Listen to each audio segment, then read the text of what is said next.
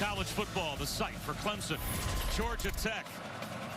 Tech won the toss and opted to take the football to start, and they will start at their own 25-yard line. And Dan, maybe the reason that they opted to not defer their option to the third quarter is they know this young man, Jeff Sims, is their best player, and we want our best player on the field to begin the game. As a true freshman as well, and very explosive athlete, a guy that's wiry when he runs with the football.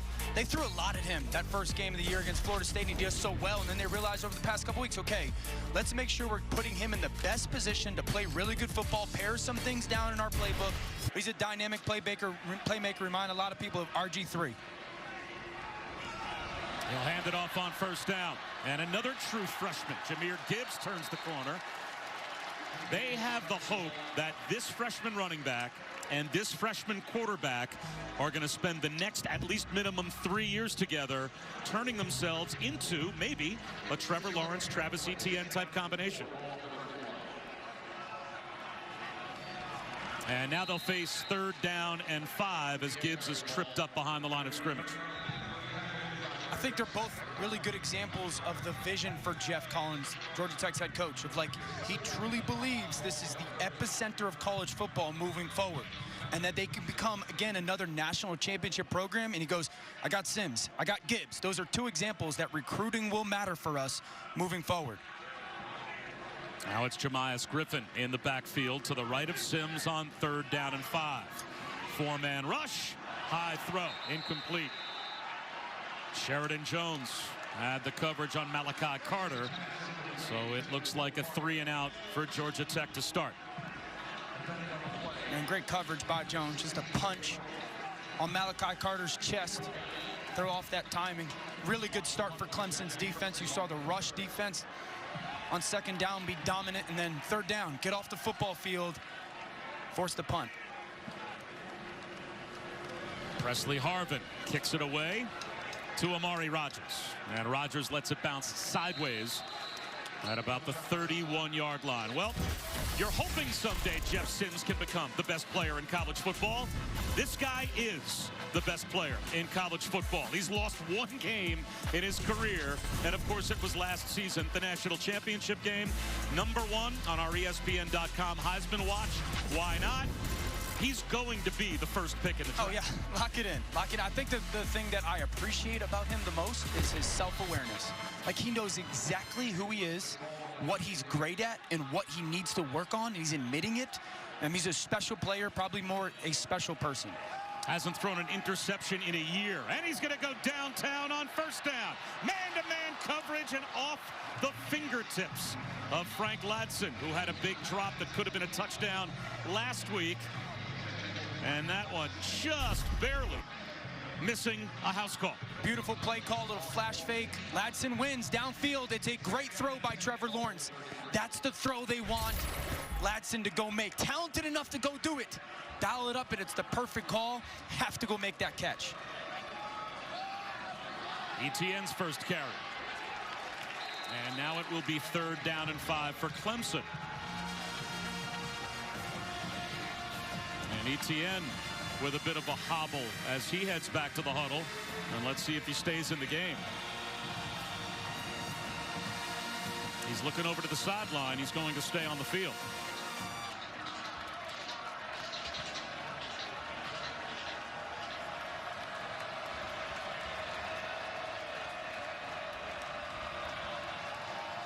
Three-man rush, long throw, back shoulder, one-on-one, and it is on time for a 1st down to Cornell Powell. How good is this? How about the throw from Trevor Lawrence? Just watch the pace of the football, the trajectory. He'll take a little off of it, back shoulder, to allow Powell to track it, adjust his body, and go make that catch. Outstanding by the quarterback.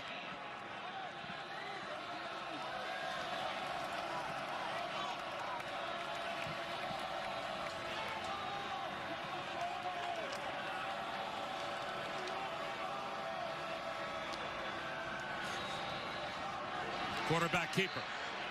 And Lawrence sprints for nearly 5 yards. It'll be 2nd down and 5.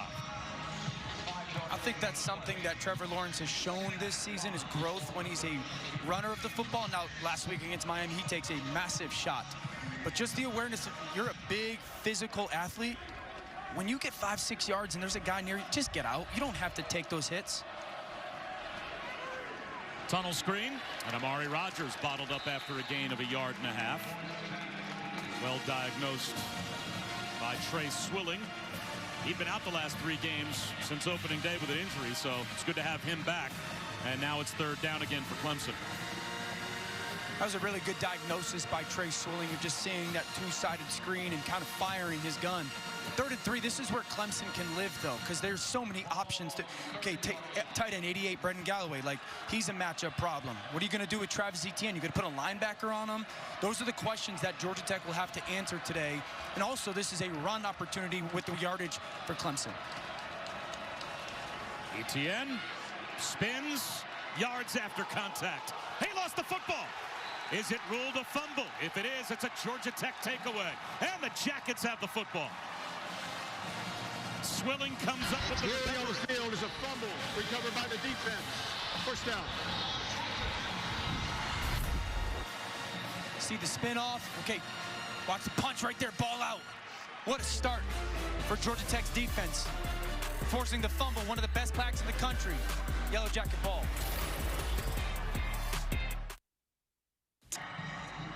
Only the 4th giveaway this season for Clemson's offense. Travis Etienne coughs it up, and Georgia Tech has a takeaway.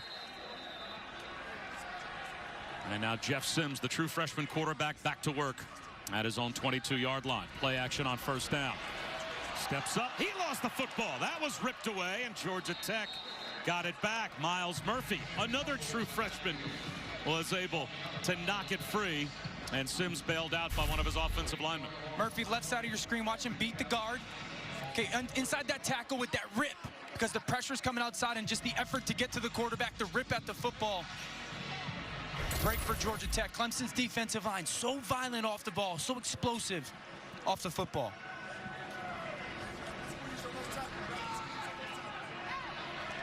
Second and 18 is now going to come 3rd down at about 15 after only a 3-yard gain for Jahmyr Gibbs.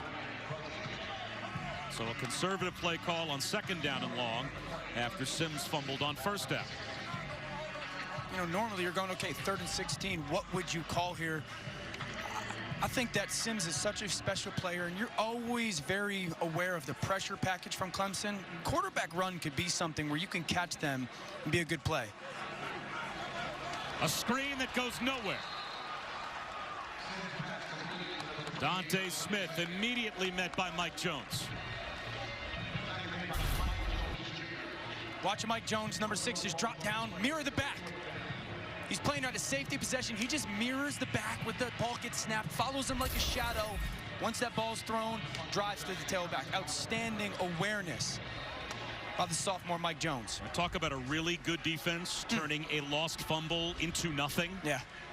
They're about to get the football, you'd think, with really good field position after a 3-and-out and a 9-yard net loss after the fumble recovery for Georgia Tech. Harvin to midfield, Rodgers returnable. And he gets tripped up, but well across the 50. They'll mark him down at about the 41-yard line of Georgia Tech. Plus territory for Clemson next.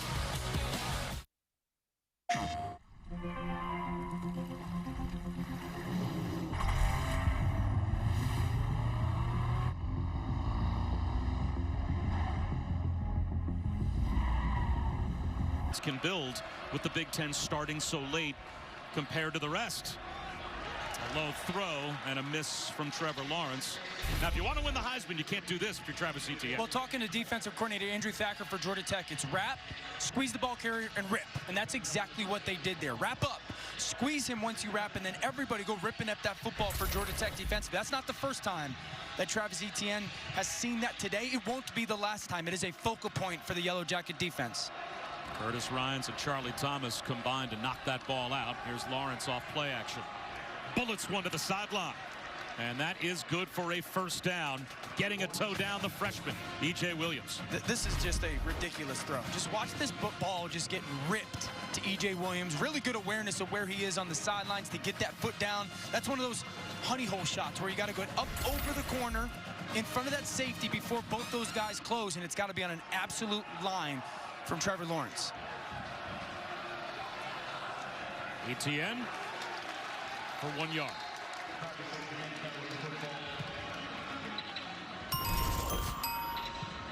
I think that's the thing that's so impressive about Lawrence. It's just the power with everything that he does. Like the ball, we often hear like it jumps off his hand, or like it's just a powerful throw. And what he's added to his game, I think, since the national title is like the change of tempos of that football. Sometimes it does need a little bit of touch, and he's added that, but you can't teach that ball just getting on a frozen line to the perimeter.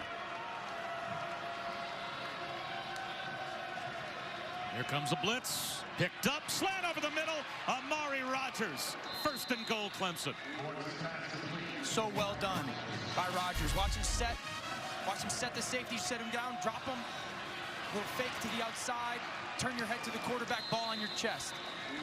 He's a pro. Number 3 is a pro when it comes to route running. And I love the fact that Trevor Lawrence saw the pressure. He replaced where it came from with a quick throw.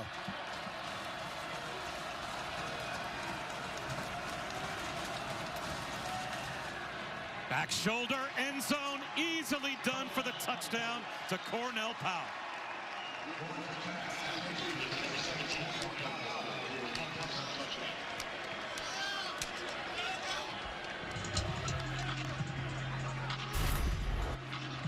Look at the route, bottom of the screen, set that defender real quick.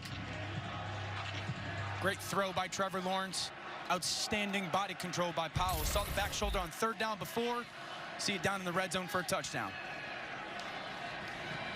The 11th touchdown pass of the season for Trevor Lawrence. And the first caught this year by Cornell Powell. A moment ago, there was a big momentum-changing play in this game. Remember, Georgia Tech got a fumble recovery? Clemson, not so fast. Screwdriver turns speedier. This fan spins faster. Upgrade your devices with Duracell Optimum. To the university's General Scholarship Fund. We thank Allstate.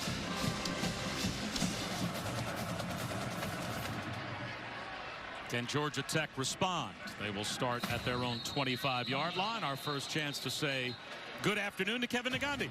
Bob, good afternoon. We got breaking news coming in. Alabama head coach Nick Saban has been cleared to coach in today's game against Georgia following a 3rd negative COVID-19 test. The school making that announcement. The 68-year-old is expected to be on the sidelines tonight in Tuscaloosa for that top 3 showdown. Bob, Dan? That's great news. I mean, obviously anyone Coach Saban's age or older, you hear the diagnosis as Sims on quarterback run breaks a tackle in the backfield, gets back to the line of scrimmage.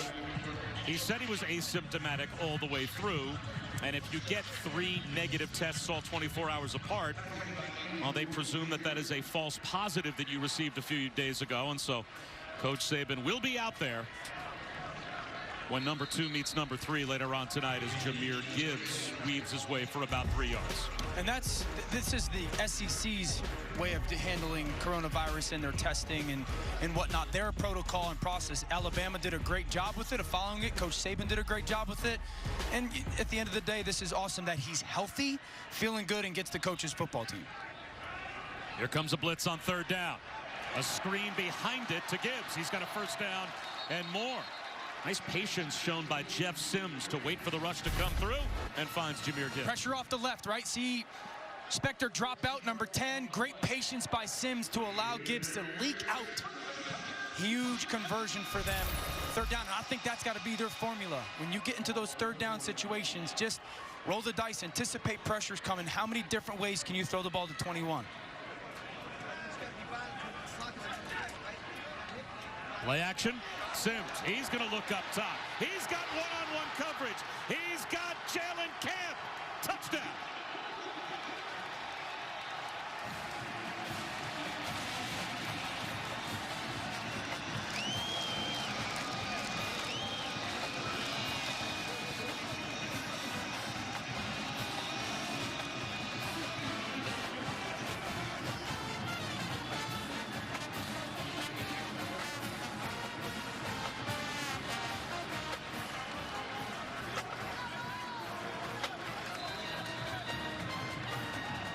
Jalen Camp only 7 catches in a redshirt shortened season last year in 4 games.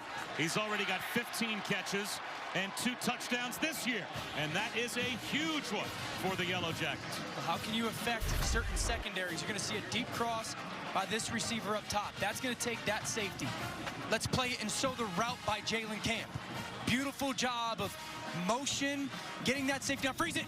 Jalen Camp, now you have to beat that one-on-one matchup. When you win, set him on the outside, you have the whole field to cross. That's how this touchdown happens. That safety takes the crosser. Beautiful throw by Jeff Sims. Jalen Camp, you got to win on your route. Outstanding job. Play design and execution. Watch safety come down. Great job by Sims, and I love the throw. Get it out early on one hitch. Understand you can bring him across the field, Jalen Camp, for the Yellow Jacket touchdown. I know when you watch Jeff Sims on tape this past week, you think his future is every bit as bright as Jeff Collins does. Oh, yeah. He's if he stays continuing to grind on his work, and fingers crossed he stays healthy, Jeff Sims is a future superstar for Georgia Tech. Not a good college quarterback, a superstar, because he's big, he's physical, he's smart, great work ethic, intangibles, loves the game. He's going to be a superstar for Georgia Tech. Lynn-J Dixon on the run back and spins and stiff arms his way to about the 16-yard line before he's driven out. We'll call it the 17, and we'll check in again with Kevin. Bob, time now for our protection spotlight, brought to you by Allstate. We'll take a look at a great touchdown play in Syracuse. Look at the blocking for Shedro Lewis, and bye-bye. He'll win the track meet, 75 yards to the house. Liberty 2.5-point road favorites. They tied up 7 apiece. Bob, Dan? I got no problem with Syracuse taking an L at home. No problem. I know it's 7-7, but you're not going to get me to apologize for Syracuse potentially taking an L at home. Take it. Just bitter Connecticut alums. I love it. Listen, anyone who said no to me when it came to recruitment in high school, I want them to lose every game. Trevor Lawrence, he's going to look up top. He's got a man behind the defense. Once again, it's Amari Rodgers, and he'll go the distance. Anything you can do, I can do better.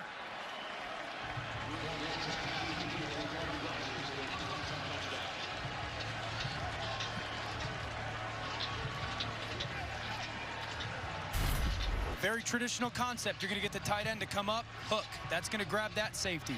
This is going to be Amari Rodgers on that deep post. Once that safety jumps up on that tight end, right there, that safety jumps up. Amari Rodgers got outside leverage. Easy win for Clemson offense. Listen, too talented, too good of a football team to make it that easy on this offense. Hey, T. Higgins is gone. Justin Ross, he's out at least for this season with a congenital spine fusion in his neck.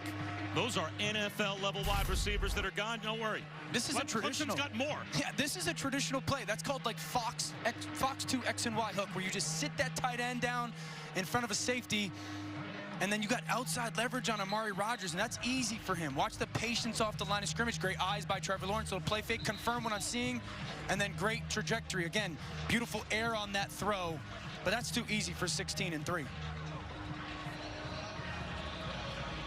I think 3's route running is so special, and we kind of box him in as a slot receiver, a possession guy, but when you can run routes and you know how to set defenders, meaning when you get up to them, where to lean, where to place your feet, the way to nod, it doesn't really matter how fast you are. You can win strictly off your route running ability. Amari Rodgers does it really well. Let's see how Georgia Tech responds again. They recover a fumble, give it right back to Clemson, and give up a short field touchdown. Then they respond with a deep ball. They give up a deep ball, so now it's back to the true freshman Jeff Sims, and kickoff week 6 with Sunday NFL Countdown at 10 a.m. Eastern on ESPN tomorrow, before Tom Brady and Aaron Rodgers square off. An inside look at what life is like backing up the game's great quarterbacks. And then Monday Night Football. Kyler Murray and the Cardinals take on the Cowboys in Dallas, 8 Eastern on ESPN. ESPN Deportes and the ESPN app. The Cowboys, they responded very well in the immediate aftermath of the Dak Prescott injury. As Georgia Tech goes to work, Sims, he may have had the ball taken away on a low snap. Clemson's got it. Disaster for Georgia Tech K.J. Henry gets a gift on the low center exchange that Sims couldn't handle. Low and left for that quarterback snap in the shotgun. K.J. Henry just explodes off the ball and gets to it. You can see Sims trying to gather it right there, and K.J. Henry's just right there. Easy pickings for him. Just a mistake you can't make against this team. You play with such a small margin for error when you play a team as good as Clemson, and Jeff Collins' team just gave Dabo Swinney's group a gift. So a red zone chance on the turnover. Shovel pass. And grinding his way for about 1.5 yards is Davis Allen. This is why the bad snap happens, right? Clemson will always put someone on the center's head right there. So that center has to snap the ball, get his hands on his guy, and block him. Now watch the ball. It's going to go low left right there. That's exactly why. That's why Clemson is so willing, and teams are so willing to put someone on the center's head every snap. Because it's challenging for that guy to think, okay, I got to make this snap, and I got to move, and I got to get my feet right and get hands on that defender. It's very difficult, and that's the advantage of a 3-4 defense. Lawrence throwing down. The blitz works, and it's a negative play. Quez Jackson was able to get through to Trevor Lawrence. He beats Travis Etienne. Watch Jackson shoot the gap between the guard and the center. That's Travis Etienne's guy, and it just happened so quickly. This is called timing a blitz. Don't give it away, because then the back will be ready for it. Great job by Quez Jackson. What's the challenge there for a running back as well? You want to sell play action, but still get in front of the quarterback for blitz pickup. Oftentimes, it's just abort your fake. You know, your job number one in that situation is protection over play fake. But the fact that he couldn't get there is because Quez Jackson timed it up so well. Lawrence out of the pocket, 3rd down and 17. He's going to try and run for it, and he will get the field goal group some real estate. Smart decision. It's the right play for Trevor Lawrence. I'd love to say that he could force something in, but it's the right decision. And Dabo should go kick this football. You just got that big turnover. Guarantee yourself getting into points. 4th and 7 is too much of a risk right now. That's a huge win, though, for Georgia Tech, no doubt, to give the ball away in the red zone and hold this offense to a B.T. Potter field goal attempt.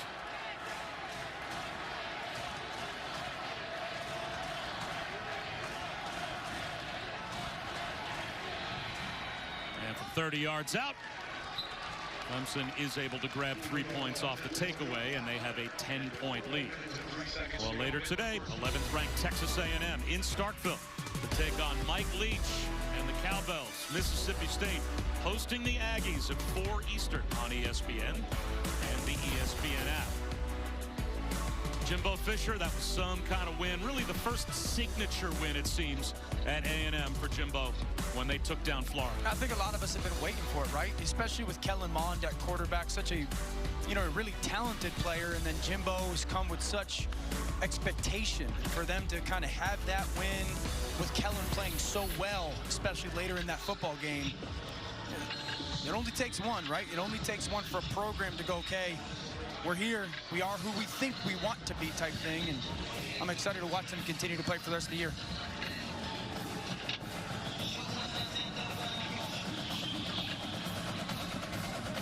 Brent Venables ready to send his defense back out there against a Tech offense that went up top a couple of possessions ago. It'll be a touchback once again. For Georgia Tech offensively, it's like, stop hurting yourself. I know you're a young football team, but the fumble, the negative yardage plays, like if they just can be productive on 1st down, get the ball to perimeter on 1st down. I do think they've got some matchups. Gibbs, Amari and Brown, like there's some matchups, but they got to just continue to get the play started. Get the play started against this Clemson defense. Sims, incomplete. Tried to slip one underneath to Dylan Devaney. Well, this is an offensive transformation at Georgia Tech.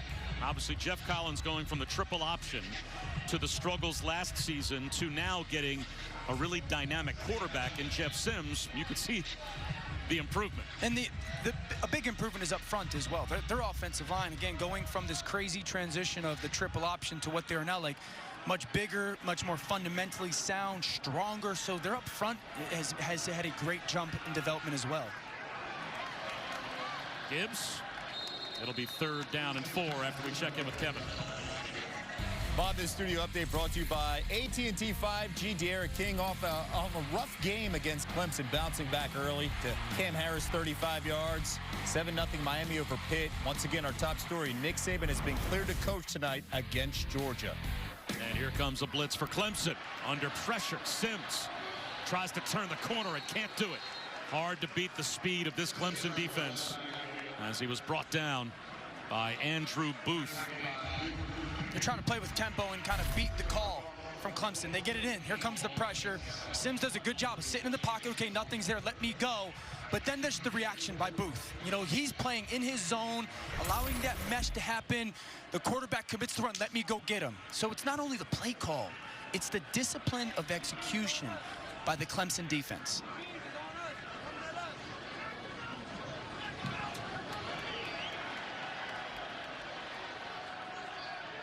Rodgers up against the sideline, out of bounds inside the 20-yard line. Well, RPOs, we hear about it all the time. You think Trevor Lawrence might be the best at it? Absolutely. It's a big part of their offense. Now, first of all, watch the defender on the left. This is going to be a run and a pass at the same time. Top right screen is going to tell you how quickly this decision gets made and how fast that ball gets to travel. Bottom left, 19 yards. Folks, listen, that is half a second, and the ball goes 19 yards, and that's from the decision to pull the handoff and make the throw. That's not the whole play. I mean, that's half a second. That's why it's such a big part of their offense, because he's incredible at it in the way fast he gets through it mentally, but the power of the throw is remarkable. This time he hands it off to Lynjay Dixon, and Dixon picks up about 5 yards on 1st down. Could you do that? Half a second, throw the ball 20 yards? I can't get out of bed in under 5 minutes. What could I do in half a second? Nothing. Well, but I think, you know, we minimize the RPO, the run-pass option. We think it's such an easy play. This kid does it just at a 10 out of 10 level in every aspect.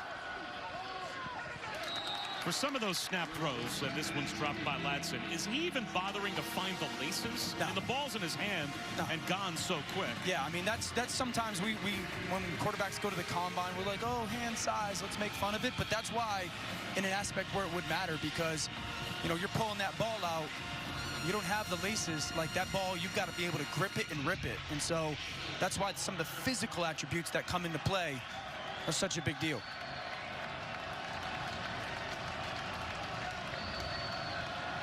Blitz picked up, and the 1st down picked up, Marty, as well by Trevor Lawrence. Guys, we're out of superlatives to describe Trevor Lawrence and just how unbelievable his command is of this offense at Clemson. And Andrew Thacker, the defensive coordinator at Georgia Tech, told us this week, 16's as talented as any college football player I've ever seen, as he throws an interception.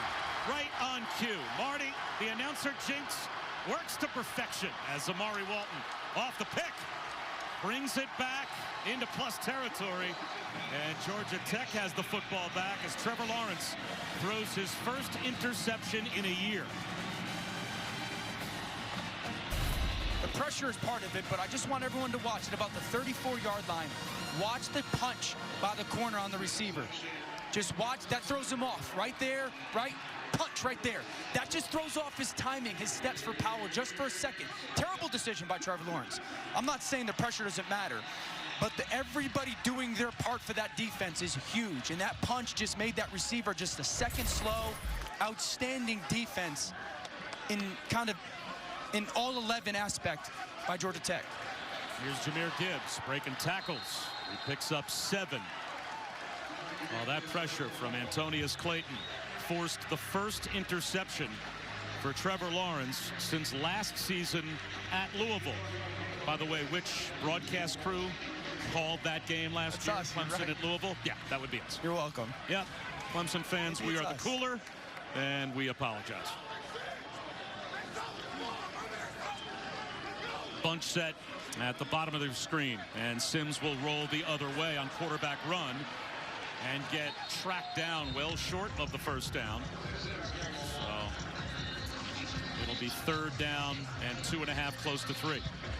That was a great play by Nolan Turner in the open field. He's got to shed the block of Gibbs and then go make the tackle. So a really good job of open field, shed block and tackling. 3rd and 2 here. Like, you see the space that they've created? Like, this should be quarterback run in some aspect. A little flip shovel pass. And now what do you do if you're Georgia Tech? I would think this would be 4-down territory, knowing you can't trade field goals with Clemson, and this is a long one to begin with. This is remarkable. I mean, the decision, that could end up really bad. That could end up really bad. But you know what? I love the instincts by Sims. They should run to the football and try to get some snapped off here. Got to go for it, and they will. And they won't get it. Jahmyr Gibbs brought down for a loss of at least a couple of yards.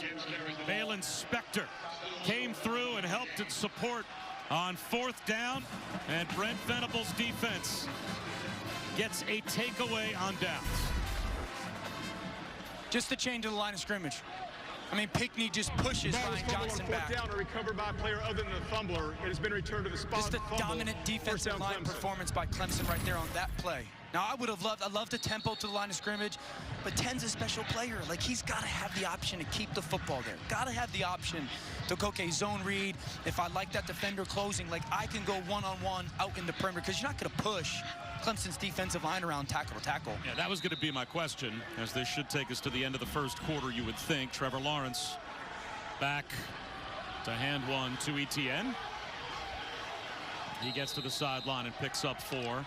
Regardless of the execution, just the general philosophy of calling a play for your offense in short yardage. You're Georgia Tech against Clemson, and you think you're going up the middle. Know thyself, right? And a big part, again, I love the tempo, but in that moment, that's where you want to be like, I caught you off guard. Not with my physicality, but with my mind. You know, think of, you're thinking something else, and I'm just going to go just a step further. So Clemson with a 10-point lead at the end of the first quarter, in spite of a couple of giveaways. Cornell Powell with a touchdown. The answer by Georgia Tech. We'll be back after this message and a word from our ABC Football presented by PlayStation 5 as we continue Dr. Pepper's Championship Drive Game of the Week. Bob Wischusen, Dan Orlovsky, Marty Smith. Starting the second quarter near midfield for Clemson. Travis Etienne will pick up about 4 yards. Another update with Kevin. Bob is good at Knoxville after throwing a pick 6 earlier. Tennessee's Jared Garantano does it again, Mark. He does it again, Kev, because he's forcing this ball downfield when linebackers are deep in zone coverage. Check that ball down. Jamin Davis, 85 yards, 14-0 Kentucky. Once again, our top story today. Nick Saban has been cleared to coach tonight against Georgia. 14-0 Kentucky. 2 pick sixes. The for Fighting Blue Nation. Jacob Tammies are ecstatic. 3rd down. And a long 2, close to 3 here for Trevor Lawrence. A bullet to Rodgers. To midfield, an easy 3rd down conversion. That's an easy concept for Lawrence and Amari Rodgers to have. That's a choice route. You tell Amari Rodgers, like, defender inside, you break out. Defender outside, you break in. And he's such a smart, cerebral player. He understands the tempo of that route. Just an easy catch and throw for both him and Trevor Lawrence. Etienne. 2-yard gain.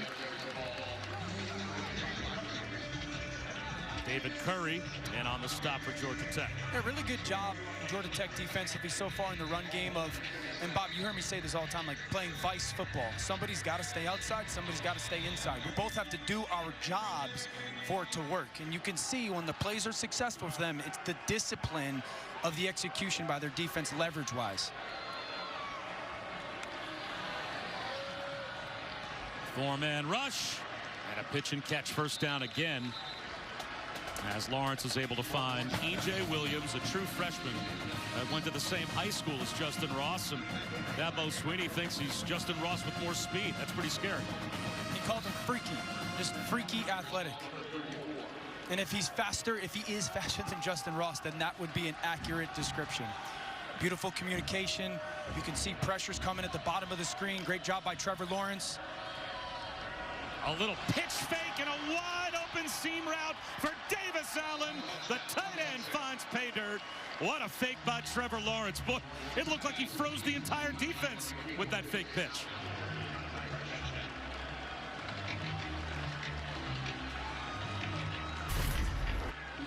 All right, this is going to be the tight end that leaks out right here. Now, as we play it, watch the play fake by Trevor Lawrence. Now, freeze it. That little flash fake right there gets that linebacker to flow that way. Here comes that back. He's going to flow that way. That's going to allow him to leak right down the field. Touchdown, Clemson. 34-yard touchdown strike for Davis Allen after Braden Galloway was the favorite target for Trevor Lawrence against Miami. He is feeding his tight ends these last 2 weeks. Loaded chicken sandwich from Popeyes. Get the sandwich for just $3.99. Take it home or get it delivered. Chicken from Popeyes. Teams in the ACC are in the top 5 as Notre Dame takes on Louisville this afternoon. North Carolina and Tallahassee at 7:30 Eastern on ABC. And of course, the news of the day, Dan Orlovsky. Nick Saban cleared to coach Alabama against Georgia tonight. Huge deal. It's great for Alabama. That football game tonight is going to be strength on strength. Bama's offense, Georgia's defense. Dante Smith brought down at the 18-yard line. Versatility to this Clemson offense. Yeah, first of all, I love the type of throw to Cornell Powell. The back shoulder fade. Just watch the love on the football. Just take a little bit off it. Beautiful placement that allows the receiver to adjust. Okay, pressure coming off. Replace the pressure with that slant inside. I love the throw right on the chest. And then how about the touchdown? A little toss fake, get those defenders to overrun. And the throw is absolutely perfect from Lawrence to Allen. Clemson's offense, minus a few mistakes, has been flawless so far. This is the 7th time Georgia Tech has had the football, as Jahmyr Gibbs will pick up 2.5 yards. That's their 19th total play. This is their 7th possession. They have not had a drive go more than 4 plays. Their only touchdown drive was a 1-play strike to Jalen Camp. They would probably do well to keep their defense on the bench at least a little bit here if they can put together a march. Yeah, they need to get a couple plays, some momentum for their offense going. You can see right now, like, Sims looking to the sideline. Okay, we know what the defensive structure is. Do we like a play? But this is what's going to happen. Clemson defensively is going to change the look that they showed you. Play action. Again, he's going to take a deep shot. He's got a man behind the defense, but he overshoots Amari Brown as we check in with Kevin. Bob, over on ESPN, Auburn at South Carolina off of Bo Nix, INT, the drive. Kevin Harris barreling through South Carolina on the board, 9-7 right now. Auburn, once again, our top story. Nick Saban has been cleared to coach tonight against Georgia. Bob, Dan? Alongside Dan Orlovsky, I'm Bob Wischusen. Marty Smith is with us as well. Perfect day for football in Atlanta, but a 3rd down and 8, a less than perfect situation for a freshman quarterback against this defense. Look at Clemson's linebackers both up in the A gaps. Now you're thinking pressure. What's your plan for pressure? How do you get the ball out of the quarterback's hands, and how do you protect them? He's going to try to protect himself with his legs. And keeps the play alive. What a move by Jeff Sims. And then gets walloped. And out come the flags. Balen Spector may have lowered his head. This could be a targeting foul on Sims on the slot. Let's see if Spector gets called. Personal foul. Targeting. Number 10, defense. The play is under further review.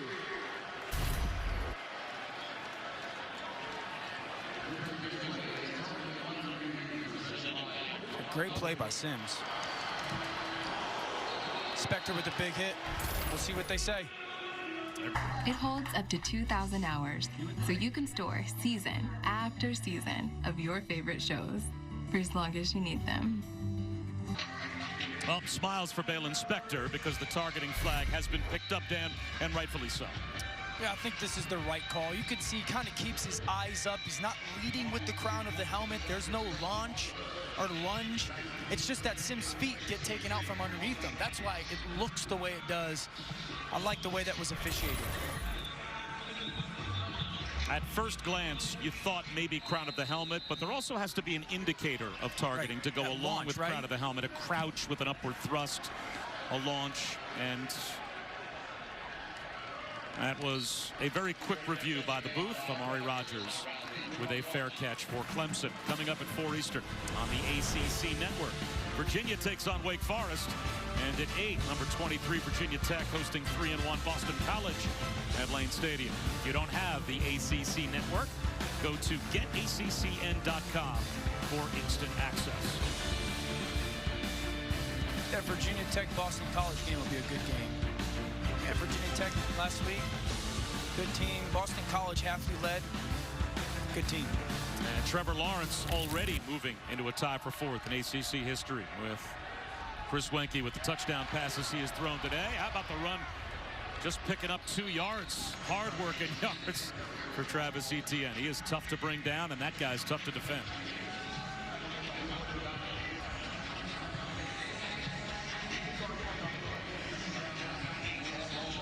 For Clemson offensively, they've had some really explosive plays, but can they go on a methodical drive? For Tony Elliott, their play call, like, can you put together a drive you feel really good about right now? Etienne moves the pile 2 yards shy of a first down. It'll be 3rd down, Marty. Guys, when we talked to Dabo Swinney yesterday, he lauded his first unit on the offensive line, said, in fact, it might be the best first group he's ever had as the head coach at Clemson. Now, their depth is not what they've had at the past. They can't run players in and out the way they have in the past, but this first group, he said, is absolutely stellar. I think a big deal of that is right guard Will Putnam. He was the only kind of question mark for them moving forward. Was he going to be able to take the jump, and he has. Lawrence to Etienne. Down the sideline goes Travis Etienne. Not just a 3rd down conversion, but a chunk play to midfield. Beautiful job. Watch the receiver coming from the left side of the screen. Just kind of create traffic on Carpenter right there. Good job by Lawrence at getting that ball out in front, and then Etienne getting his head around. Really good understanding that you're going to get man-to-man defense. You'll create traffic by other people and find where the leverage of the matchup is for the quarterback. That's Travis Etienne's first catch of the day. But Dabo Swinney said that's where his game has made the biggest improvement as Lawrence rolls to his right. Fires across his body, and it's knocked away, intended for E.J. Williams. You know, Dabo Swinney told us about Travis Etienne. As a freshman, I would not have thrown him the football. And even after last season, when he had the decision to make about, do I want to go pro? And as Marty Smith talked about earlier, if I'm a 2nd-round pick, that's not really my goal. Right. Well, if you want to be a 1st-round pick, where do you improve? That's where you improve. And he has gone to a completely different place as a pass catcher. Swing pass to Lynjay Dixon. He gets a couple of blocks. And he's a yard away from a first down. NFL right now, it is about being a pass-catching back. You know, look at all the good NFL offenses right now with Aaron Jones in Green Bay, McCaffrey in Carolina, Alvin Kamara with the Saints. You have to be a pass-catching threat. And Etienne has become that this year. And now what does it do for Clemson's offense? It forces everybody to not just commit to stopping the run against them. They have to honor the whole field. But so it helps their team now, but it's also kind of changing the viewpoint of him as an NFL prospect for organizations. Lynjay Dixon picks up the first down easily. 5-yard gain on 3rd down and 1, Marty. And Etienne's progression as a receiver, Swinney told us, has also impacted Trevor Lawrence. He said Trevor's trust in what Etienne can do as a receiver now makes them even more dangerous. He said, look, there are times now when we can send everybody on a go route and just dump it right down to 9 on purpose and sit back and watch the show. But then also if they don't cover the go route really good, it just becomes a touchdown for your offense. Like, imagine that. Must be nice. Counter handoff to Dixon. Now, the only player at Clemson to average fewer yards per carry than Etienne is Dixon. Travis Etienne's going to try and retire as a Clemson player, averaging 7 yards per carry for his career. Lynjay Dixon's number 2 in Clemson history, right on his heels. What did Dabo say to us yesterday? Like, sometimes you just got to remember that the other guys are there. You know, like that's been a big part of this program, is like making sure that people get reps. And he even said that about Lynjay Dixon. Like, we got to remember that guy's over there too as well. And sometimes it's okay to give him the football because there's really not this massive drop-off, and it speaks to the depth of a program and the years and years of big-time recruiting. Play action. Lawrence fires one over the middle, wide open. Amari Rodgers leaps a man, looking for the pylon, and he's out of bounds at the 1. Great eyes by the quarterback. Great job by Amari Rodgers at continuing to finish athletically. The hop over, almost getting into that end zone. Look at the eyes. Okay, look right, confirm, look left. Now snap back and find Rodgers crossing the field. That's what it's called, post-snap recognition. Understanding and listening to your eyes and just confirming the things you see. Yes, great offensive line protection, but a quarterback has to know what the problem of the defense is when it comes to coverage and where to attack it. And Trevor Lawrence, that's the perfect example of it. Wait, they got Pinckney and Bruzzy in the backfield. Yeah, that's some big guys. That's a true freshman defensive tackle at 300 pounds. Lionel Brazil, the true freshman defensive tackle. He'll be the fake Nyles Pinckney. Instead, a 300-pound defensive tackle. Takes the handoff at fullback. Boy, try tackling him. They can't. It's a touchdown.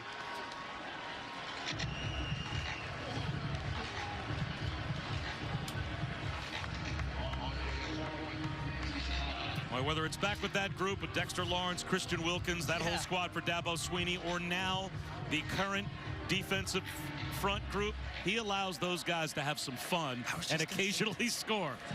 And I think that's why the extra point. That's why that stuff matters, though. Like you ask so much of your players and you reward them. Look at the celebration. Like I can't do that celebration, but that's good stuff by Clemson as a program. They just can have some fun with it, right? Work really hard and have high expectations, but have a lot of fun.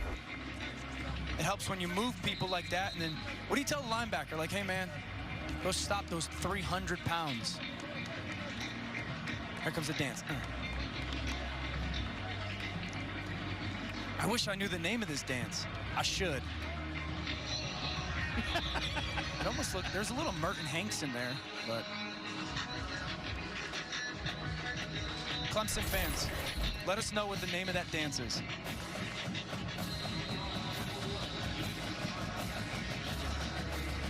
.325 yards of offense put up by the Tigers here in the first half. We still have 7 minutes to go in the second quarter.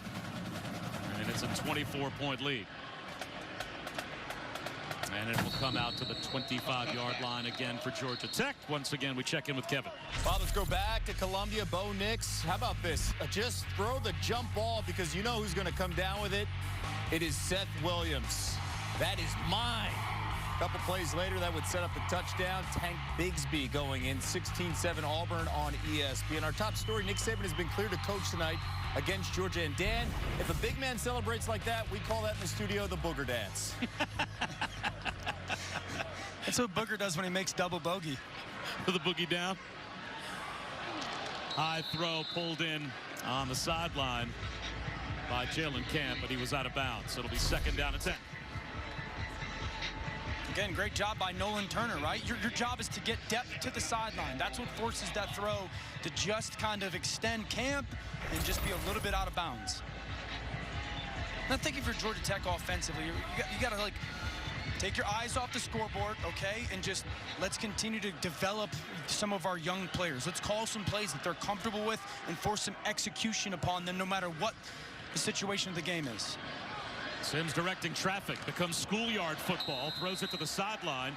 He's got 2 receivers in the exact same place, and a big collision out of bounds. Darian Kendrick gets up wobbly as well at cornerback for Clemson. I think he's trying to tell Gibbs to go downfield, and I think Gibbs turns downfield, and then that collision from the receiver that's down there as well. And Malachi Carter and Jahmyr Gibbs run right into each other. 3rd down and 10. Sims, pocket collapsing, down he goes. No chance to escape the rush. Tyler Davis gets the sack.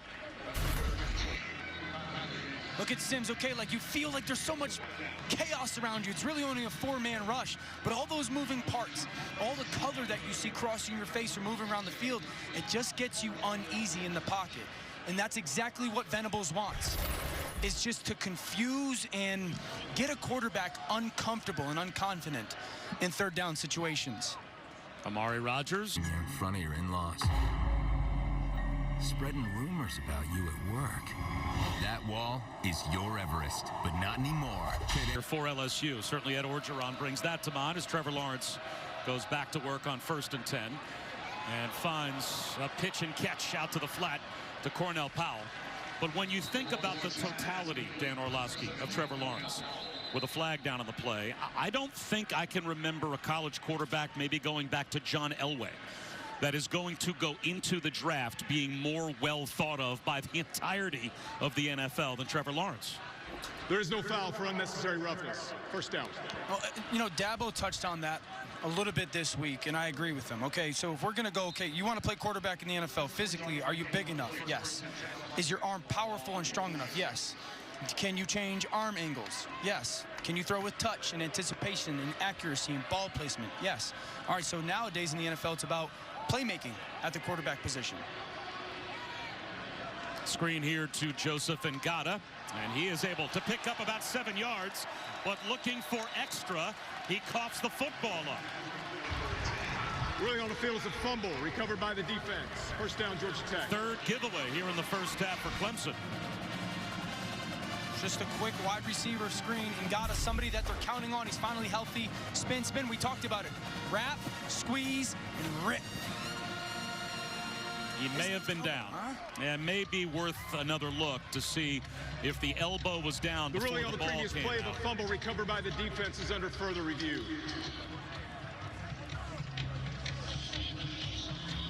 Jamin Brooks came up with the recovery. The question is, does he still have control of this football when the left elbow hits? Or is that ball coming free just before the left elbow hits the ground? Now again, they ruled it a fumble on the field, so that means it has to be indisputable that he has complete control of the football when the elbow hits. Dan, what do you think? Hard to tell from that angle. That's a tough angle. The ruling on the field, obviously, to your point, matters, but I think the left elbow, okay, there's control, control, control, control, control, control. I think the left elbow is down before that ball looks to be out of control from his hands. I'm looking at the stripe of the football, the laces of the football, the point of the football. None of it ever moves until after that left elbow hits the ground.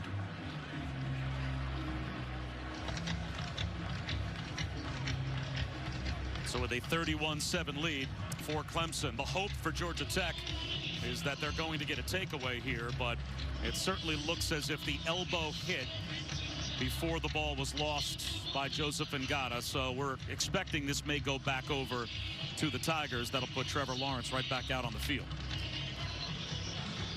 If you're Georgia Tech and you're thinking, okay, do we have the football? Your mindset needs to be, let's go take a shot. You know, that's worked for you offensively. You got to go find a way to take a shot. If this is an actual fumble, I still think this call is going to get overturned and this will be Clemson ball.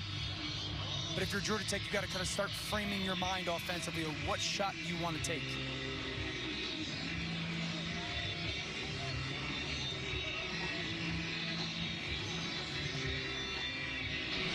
After further review, the runner was down with the ball at the plus 48-yard line. It will be placed at that spot. It will be second down. So that puts perhaps the best playmaker in college football right back out on the field. Yeah, and that's the point we were making before, right? Quarterbacking in the NFL right now is more about playmaking than just your execution of the position. And so he has all these physical traits, and he's got these playmaking traits athletically, and then are you smart enough? Do you understand coverage, protections, all those things? ETN picks up a first down. I mean, is there a box that he doesn't check when you look at the progression of his career from freshman year to now? That's the whole point. Is like, no, there is whatever box you want to create. If you want to continue to create these boxes of what you need at the quarterback position, he checks them all. He checks them all. Great decision maker, hardworking, leadership, intangibles, grind. Do you love football? Like, there's so many things that this kid And Bob, he's not just good at them. He's not good at them. He's ridiculously elite at all of them. ETN, Marty picks up 7.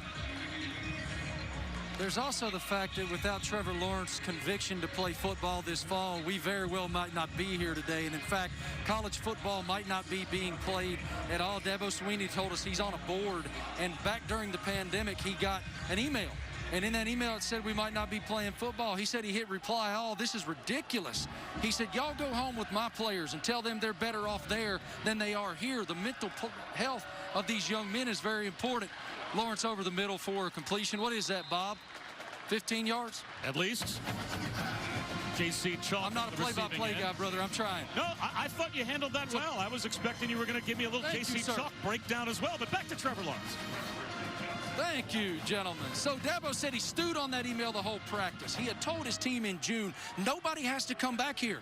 Your scholarship is going to be good. Your job is going to be good. I want no fear here. And I want you to know, if you want to come back, I need to know it. And he said after that practice, he walked up to his team and he said, I'm going to challenge you. How many of you guys want to be here and play? And he said after that practice, Lawrence walked up to him and said, Coach, I got this. The next day, the We Want to Play movement began, and it became a watershed for this season's college football season. He said, Lawrence doesn't have to do that. He's going to be the #1 pick in the draft. It's his love for college football that was the catalyst. And over again, we've heard him say, to Marty's point, I am just trying to soak this in and enjoy the moment.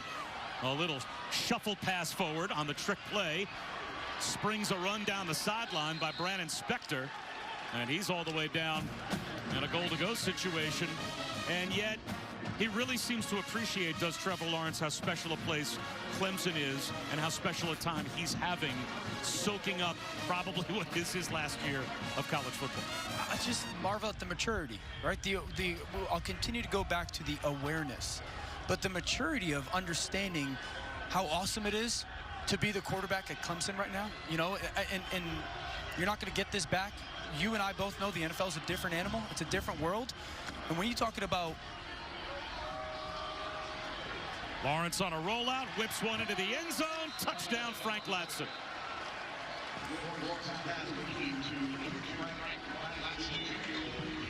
I mean, rolling to your left is hard for a right-handed quarterback.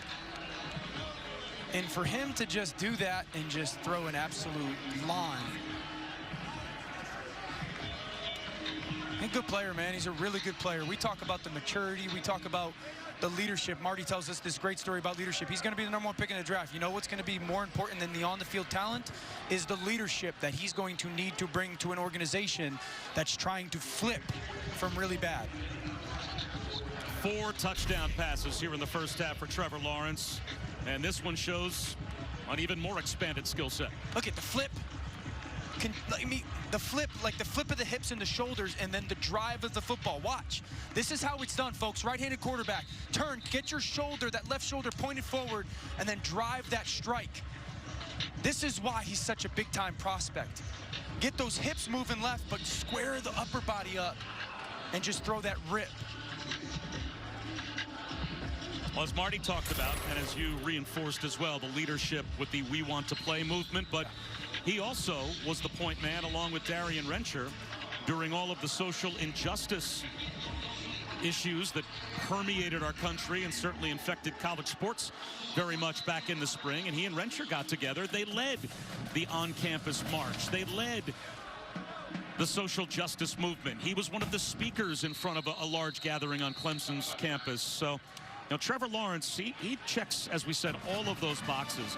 Not only the tangibles, but also the intangibles, as he was not afraid to use his voice to try and support his teammates. And I asked him, hey, what did you learn through all this about yourself when it comes to leadership? And he said, if you don't act, it's just words. I couldn't have done that at 20 years old. I just couldn't. I wasn't able to do that. But just his willingness to do that, his want to do that, and to put himself out there in a way, you know, to put yourself out there in a way is something that, as talented as he is, he's a significantly better person and leader of this team. And I love the shirt. Like, we need change. This is something that he's passionate about and he cares about. for his teammates. Jeff Sims off play action, throws an interception. Using the stiff arm down the sideline, Nolan Turner. And once again, it is goal to go for Clemson.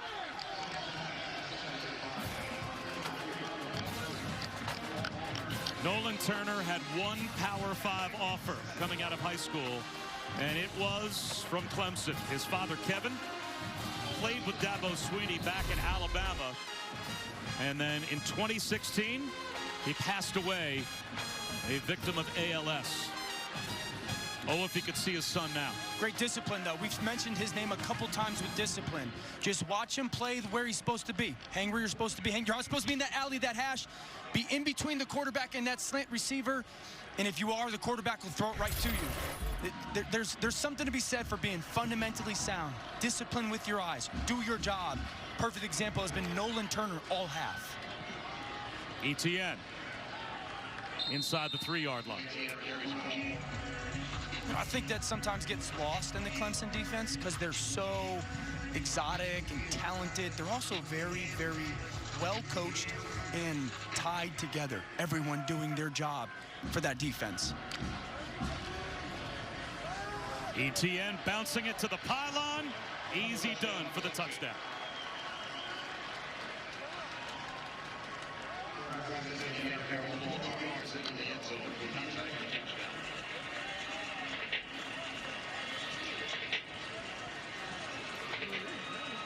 So Travis Etienne, his 40th career game with a touchdown, which means he is one behind Donnell Pumphrey for the most games in FBS history to have at least one touchdown. Moved into second place when he got by Tim Tebow a couple of scores ago.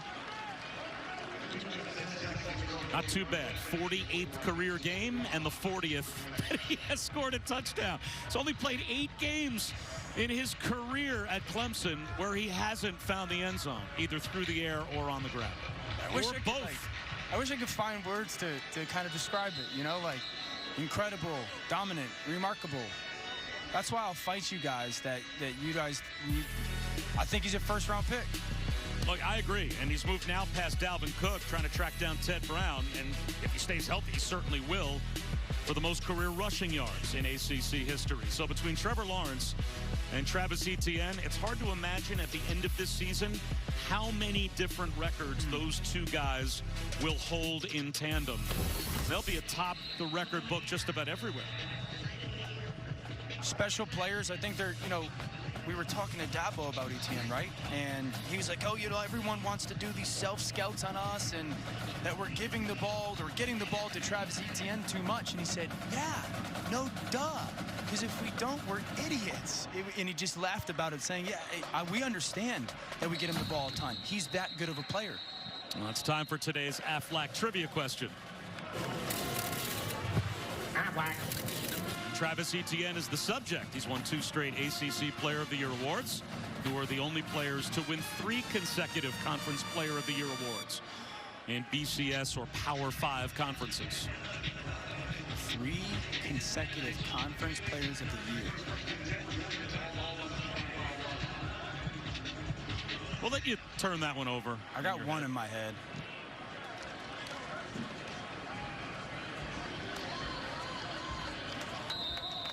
Jahmyr Gibbs for about 6 yards on first down. I'm a slow thinker. Give me a couple minutes to think about this one. Got a flag down on the play as well.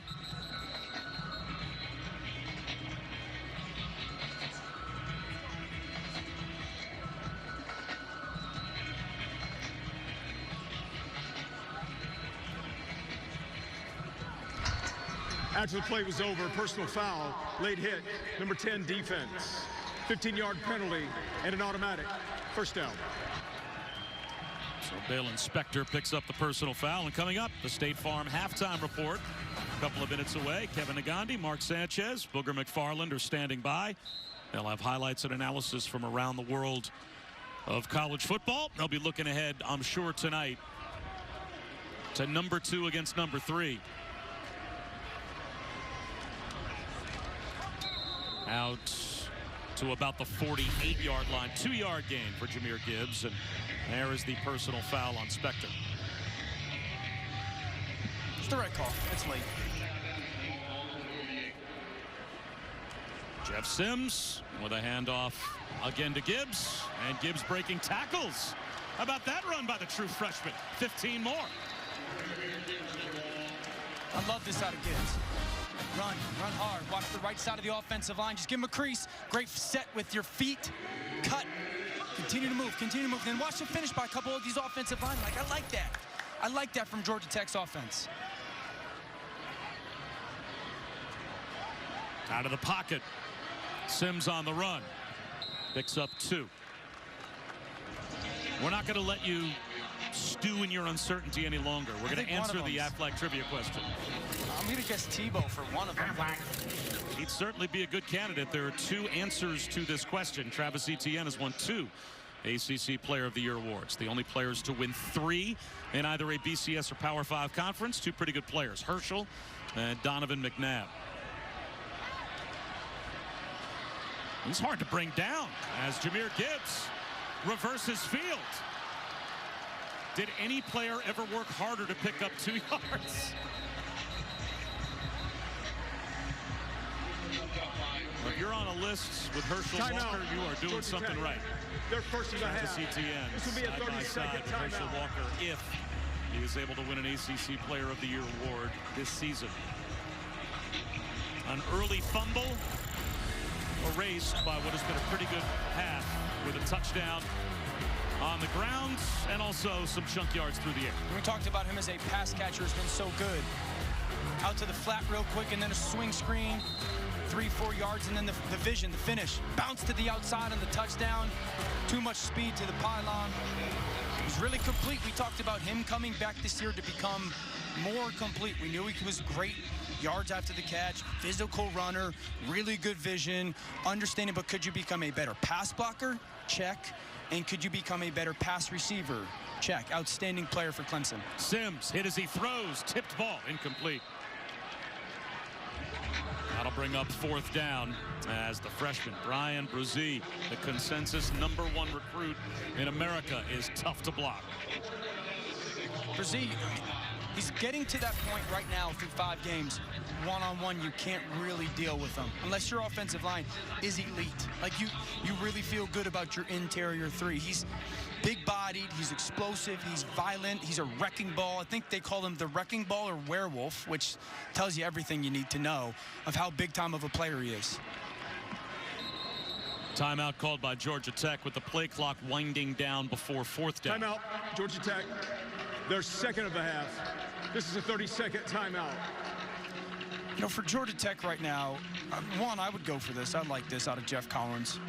I think that you got to understand that Clemson's going to throw a lot of stuff at you defensively. Now, as a play caller in that situation, especially with young players, your #1 job is to make things very clear for them, very black and white. Okay, listen, if they give you 1 safety in the middle of the field, I want you to work your X receiver, the single receiver, down to a shallow cross, down to your back.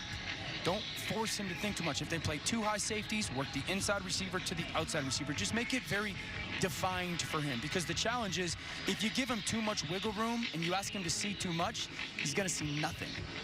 And so on 4th and 6, give him very clear options of where to go with the football to allow him to play fast.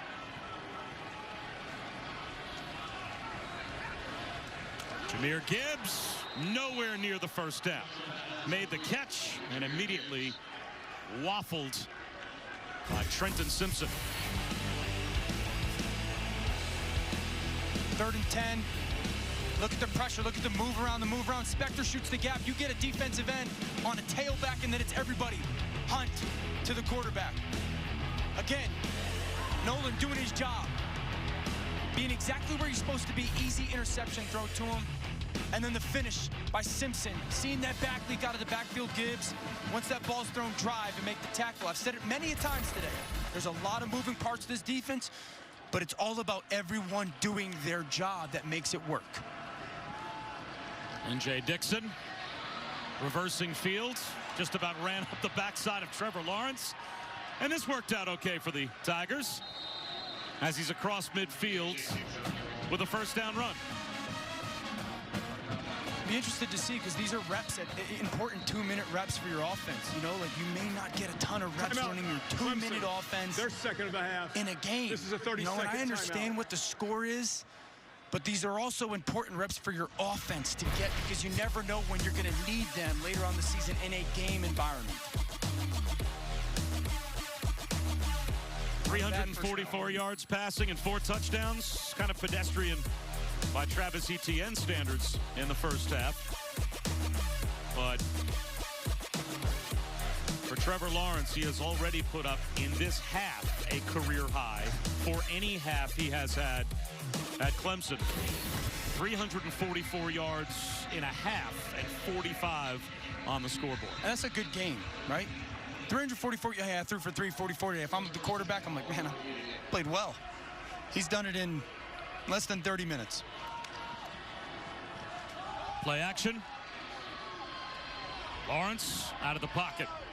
Just barely gets to the line of scrimmage, and he finds Davis Allen again. This is great pocket awareness. Wait, get to 4 in the progression. Not there, okay, leave. Eyes downfield. See Davis Allen there, great awareness of him on the sideline. But Trevor Lawrence said, I wanted to trust my pocket more. That's a perfect example of it. Don't leave it. Just get through your progression. Believe that those guys will block, and then listen, at some point, when you're told nothing's there, then go make the play. Really well done.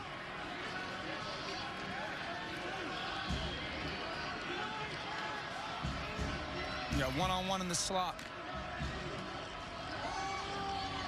Lawrence, back left corner of the end zone for Amari Rodgers, and they do it again. Another Clemson touchdown.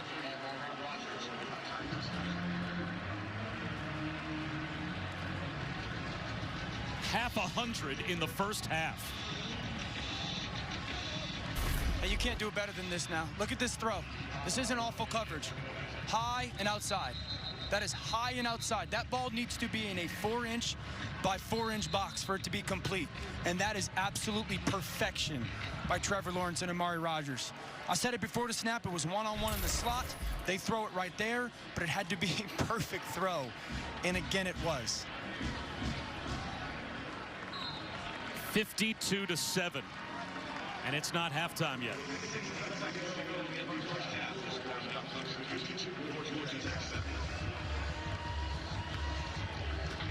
Amari Rodgers only 5'10". That has to add a different layer of difficulty to this throw. Yeah, and it's a great job of Lawrence just peeking to his left real quick there and then realizing, okay, I got to drive this football.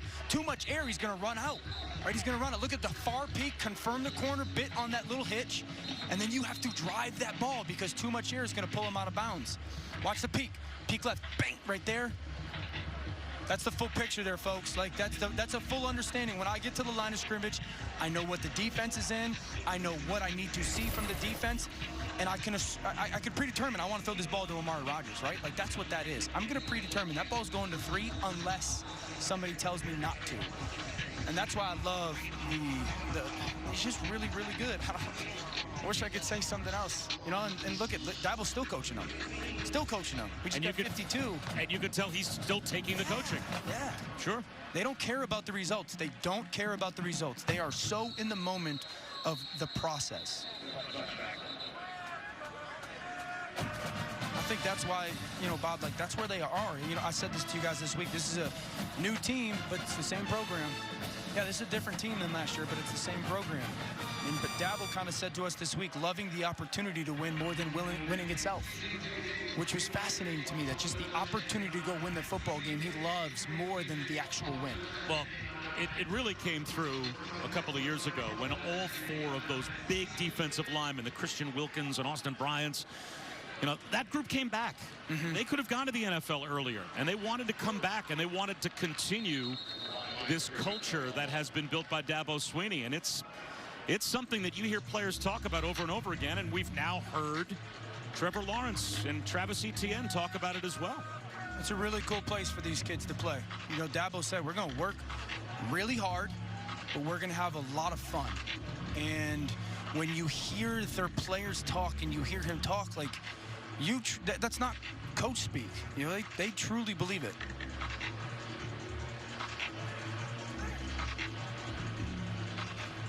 Looks as if Georgia Tech spent a timeout. Not sure A helmet why. came off an offensive player and stopped the clock with less than 1 minute to play in the half. By rule, this includes a 10-second runoff. The half is over. So rather than using a timeout, just take it to halftime. 52-7. Clemson on top of Georgia Tech. Coming up after the break. Yeah, Sark said it was business as usual on the offensive end, and I think you nailed it, Boog, that Nick Saban's there to make those crucial decisions. But if anybody was set up for success... Abducted. What are the odds? They give out odds on that sort of thing. 12 missing females within 100 miles. Clemson has looked unstoppable. To this point, 5 first-half touchdown passes for Trevor Lawrence.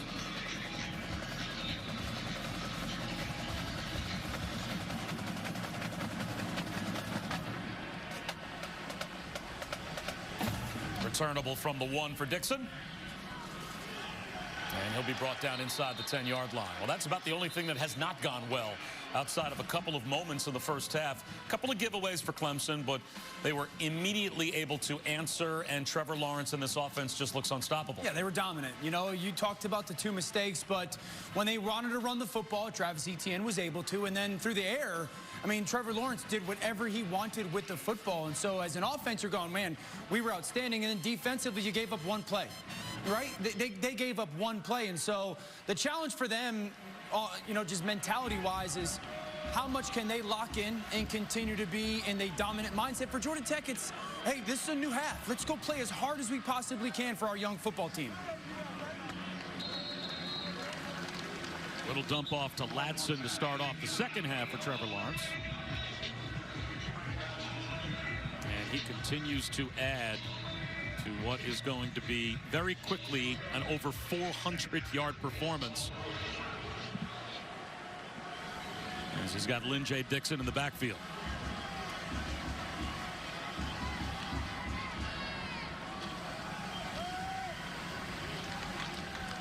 Dixon picks up about a half yard. It'll be 3rd down and a long 4 close to 5.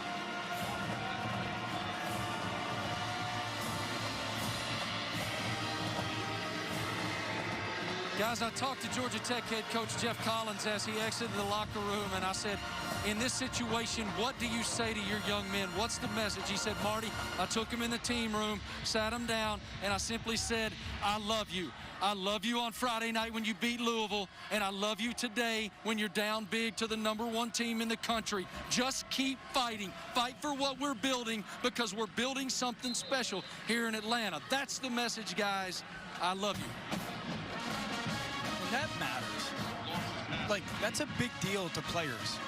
Everyone's aware of what the situation is, and when you get your coach to come in and say, and instead of screaming and yelling and minimizing you and belittling you and tell you how much you stink, for him to go, hey, we move forward, right? Your actions have to match your words. And if you're going to be a coach that tells you, don't focus on the results, but we got to be in the process, your actions better follow. And Jeff Collins did that. Trevor Lawrence just out of the reach of Amari Rodgers, or it would have been another home run shot for Clemson. Good job by using motion. You see Lawrence catch that snap. The motion creates leverage, and he takes his shot down the field to Amari Rodgers, and just outside that left stretched out hand. Clemson coming out and being aggressive, right? 3rd down conversion. They want to take a shot against some play action coverage, or quarters coverage with play action down the field to Amari Rodgers.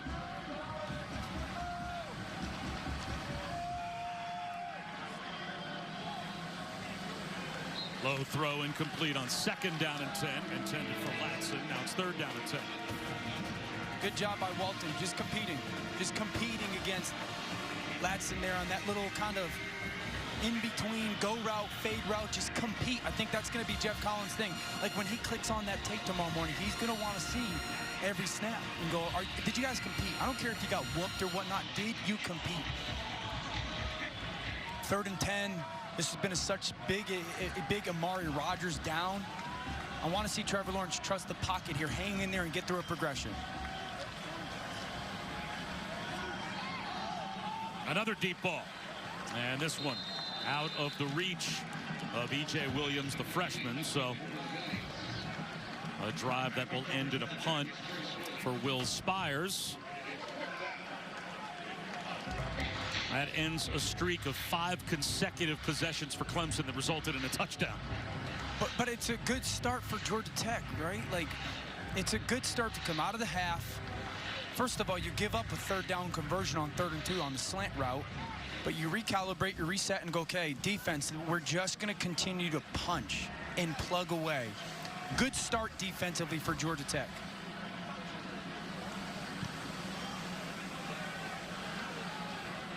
Good punt from Spires all the way down inside the 25-yard line, and an immediate stop on special teams for Clemson. Dante Smith had nowhere to go. All keep our fingers crossed that next season student sections will look the way student sections are supposed to look. Because right now these guys at Georgia Tech, they're having about as much fun as you can have when your team's down 52-7. And Jahmyr Gibbs breaks tackles and gets free. Picks up a 1st down and more out to the 40-yard line. But Jeff Collins is trying to build a new culture at Georgia Tech, pack that student section, and make his program realize there was a time they won the national championship. They were one of the elite programs in college football. He believes they can be that again. I think they will as well. I'm unapologetic. I believe in Jeff Collins. I believe in the vision, the leadership, what he sees for this program.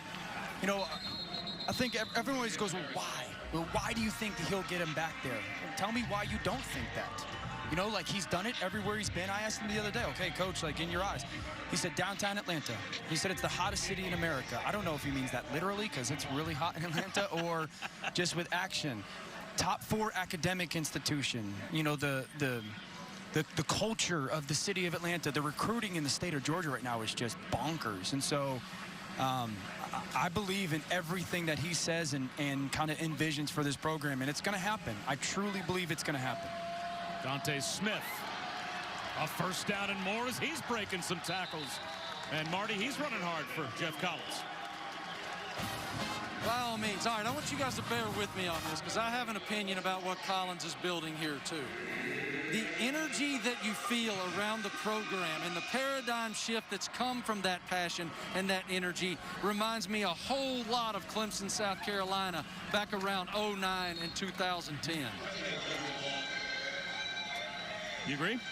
Totally. Like, listen, at some point, you won't start believing in the vision until someone paints it for you, right? And he's got to paint the unrealistic vision or the big dreams, and then he's got to go work to go get the recruits. And then the 3-star recruits, they need to develop into 4-star players.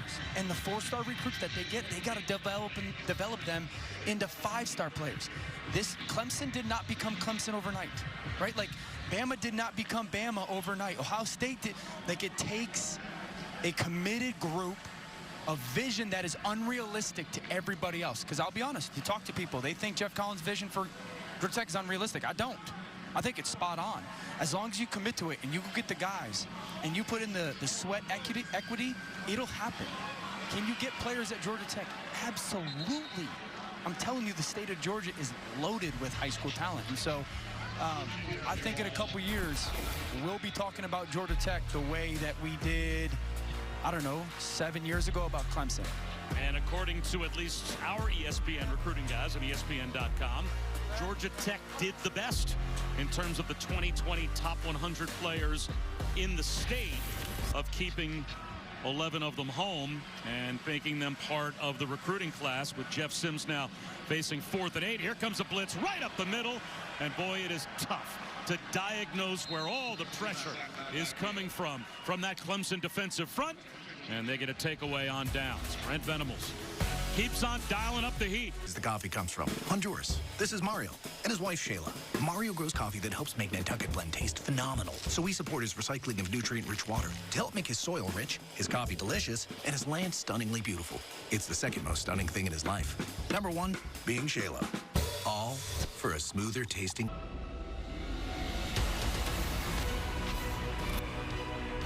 I'm almost 50 years old, so there's a time I can remember growing up. And it looks like the quarterback switch has been made by Clemson, as expected. It's Chez Malusi.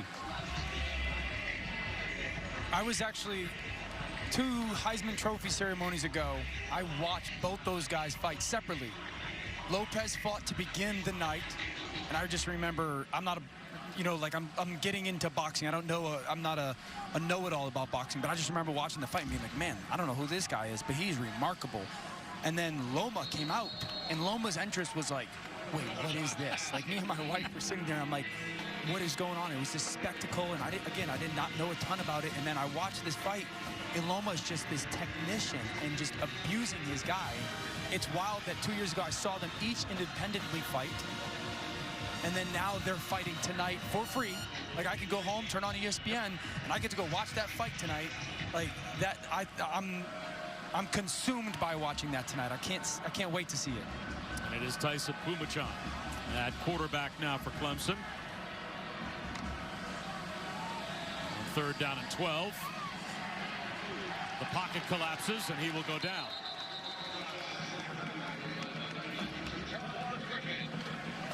Sacked on the play by Jaquan Griffin. Good fight by Georgia Tech defense again. You love to see that. You know, like, that's 2 straight series where you get off the field, your defense is playing well. Pumachan having the opportunity to play Connecticut man. Connecticut young man from Connecticut. They produce nothing but stellar quarterbacks, just so everyone knows.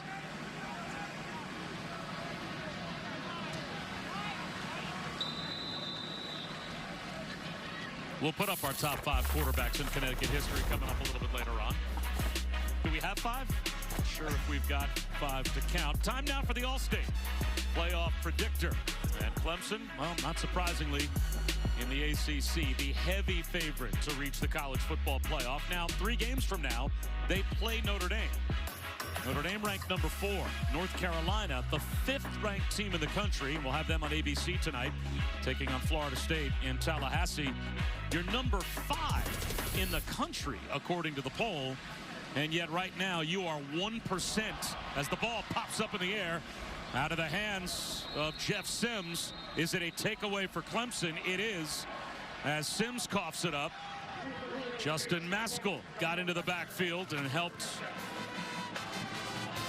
find the loose ball as it came out of the grasp of Jeff Sims and was ruled to be a fumble. Pressure off the edge.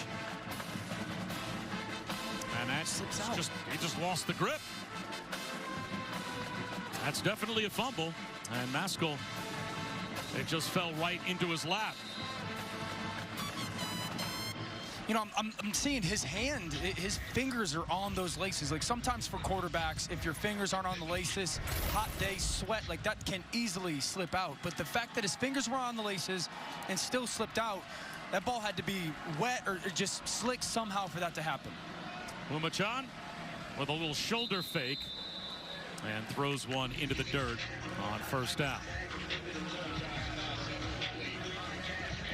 Do we have a top 5 list, quarterback-wise, from the state of Connecticut? Oh, man, that's Steve Young is number 1. I don't know if you've heard of him. No big deal. It's close, though. Number 2. Young or Orlovsky, it's kind of a 1 and a 1A. I don't know who would be number 2. I don't know if there's anybody else even remotely close to Steve. Here's Malusi into the end zone for the touchdown. So Ches Malusi is able to find pay dirt, and the fumble becomes 6 and maybe 7 more for the Tigers.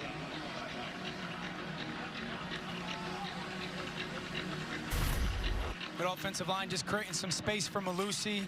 A zone read, Malusi patient, and then bursts through for the sophomore out of Naples, Florida. You can't turn the ball over versus anybody. No matter what level of offense, string-wise, you're playing against Clemson, they're more than likely going to convert. All Clemson looking very much like the number 1 team that they are. Go to ESPNplus.com or download the ESPN app.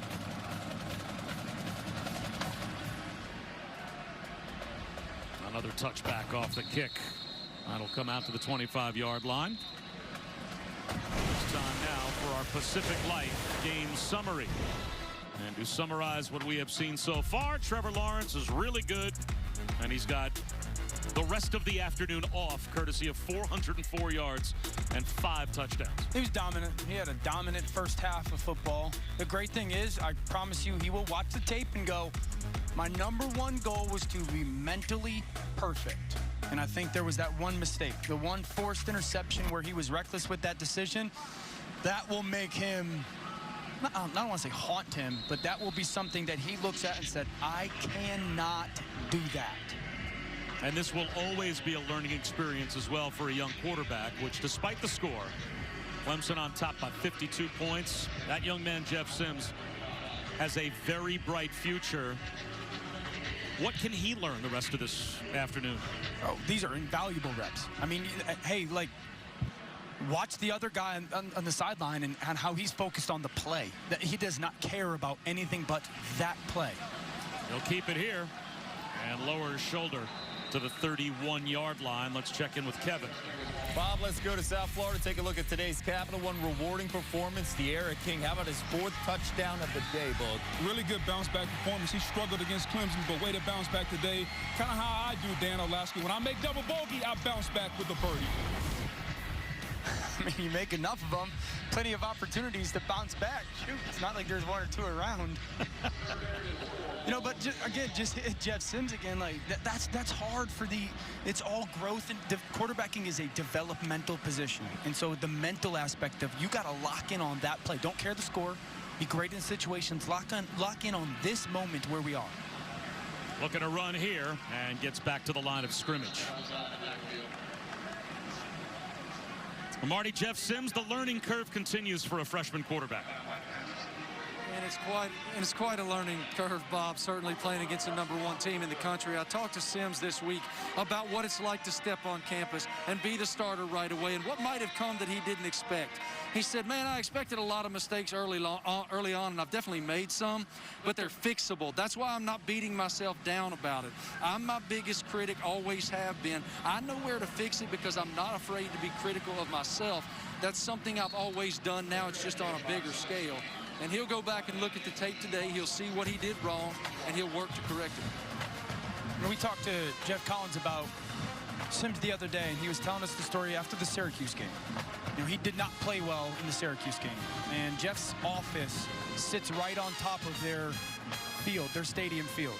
And he said it was 8:30 at night, and Jeff Sims walks over to the stadium, asks them to turn the lights on, and he's out there throwing by himself, just working on drops and throws and whatnot. This was an unsolicited thing. This was a young man going, I didn't play the way that I want to play today. My standard is higher, and I know that I've got to work. And when I'm done working, work a little bit more. And he told me that story. I said, man, that is so impressive that the young man decided, just because I had a game today doesn't mean I can't get better. And very, very encouraging that he's got this special talent, but his awareness and his want to get better is high. Yeah, the story that struck me was when he was talking about how he noticed as Pumachan goes back to work. He's going to throw it on 2nd and 7. He's going to take a shot for a deep ball down the sideline, and that is through the hands of Joe. And it's incomplete, but that he seems to have a relationship with everyone on the team.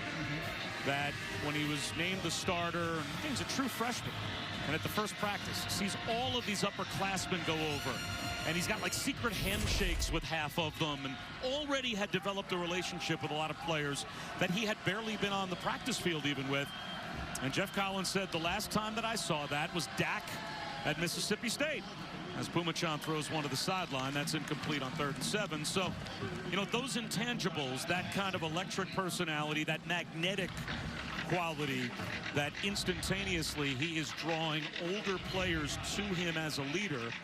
He was an assistant with Dak Prescott at Mississippi State, and that was the image he had in his mind when he saw Sims with his teammates. Yeah, and he's the first in, first out. You know, he's the first guy getting to the facility to get his work in, and he's the first guy out. And Jeff even said that they have a text message together, just him and Jeff Sims. Jeff Collins, excuse me, and Jeff Sims have a one-on-one text message together where they're just building this relationship. Jeff Collins is very aware for this program to get to that kind of big dream and vision that he has. it's going to be because of number 10. Number 10's got to become a big-time player, and the relationship is such an integral part of that. Well, he's got a lot of making up to do if you want to catch up to Trevor Lawrence. But he certainly has the ability. Of course, the guy on the left, that's just one more step towards what you almost think is an eventuality of a Heisman Trophy and the #1 spot in the NFL draft. Yeah, and right now it's about what team is going to get that one pick for Trevor Lawrence. I'll just be honest, whoever gets the first pick wins. I don't care if you go 0-16. I do not care. Jets fans, Giants fans, whoever. I know you don't like to hear it, Bob. Well, someone was saying this to me the other day. What would you do? And I said the comfort that I take as the Jets broadcaster, I almost look at their quarterback situation.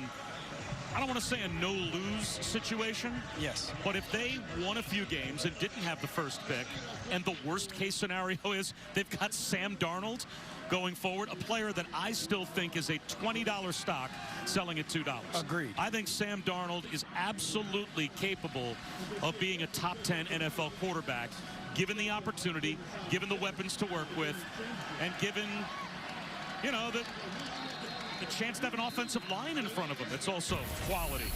Now, having said that, if the worst case scenario becomes you go 0-16 and you draft what might be the best quarterback and most highly rated quarterback since John Elway to enter the NFL draft, and it looks like Trevor Lawrence is going to be that, how is that a bad thing? No, listen, the 0-16 isn't great, right? No coach, player, I have one. No coach, player, general manager wants that on their resume.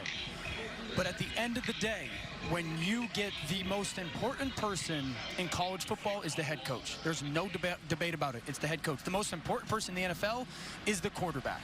And for an organization, Jets, Giants, Falcons, those three likely teams, the Jaguars, for your chance to get this young man to lead your franchise, again, not only on the field, but he is the billion-dollar CEO off the field as well. Take the 0-16. Like, that is a worthy trade-off for your next 15 years at quarterback. Flag down on the last play, sets up 2nd down and long. Quarterback draw for Sims. He's a couple of yards shy of the first down. No, you're right. We talked about it earlier. What box does Trevor Lawrence not check? Yeah. From a playing ability on the field standpoint, from a leadership ability off the field standpoint, from a work ethic standpoint, a football intelligence standpoint, he's everything, Marty, that I think any NFL organization would want their future CEO to be, and that's what you are when you're a starting quarterback. I mean, you're the CEO, Marty. No question. And you're the face of the franchise. And Dabo was actually asked this week about the New York Jets, and he said, I don't have any thoughts about the New York stuff. But as far as Trevor, I don't know what you could possibly want in a quarterback that he doesn't possess. Size, got it. Running ability, got it. IQ, got it. Leader, got it. Wants to work, got it. Humble, got it. Accuracy, got it. Pocket presence, toughness, got it. Willing to give you every last ounce of everything he's got it. He possesses everything you could possibly ever want in a quarterback, and that's all I have to say about that. He went full Forrest Gump at the end of that quote. Well, I remember we spoke with Trevor on Wednesday, and I did the mega cast for the national championship last year. And I walked away from the game going, okay, I saw one thing that he needs to get better at, anticipating with the football. So I asked him the open-ended question, what did you learn from the national title game? Well, he was prepared. He said, number one, I realized that I was getting away with things that were going to catch up to me. Number two, that my base in the pocket wasn't good enough. Number three, that I bounced when number one wasn't there to me, meaning he went up and down with his shoulders. That affected his accuracy. I mean, I wasn't ready for that answer. I wasn't ready for a guy to be so prepared to answer that question and a player to be that good go, I knew I had to get better at these things. And I didn't until it presented itself in the game, and he said he attacked that stuff this offseason. Flag on the Pumachan carry, as there was a little extra something as he went out of bounds.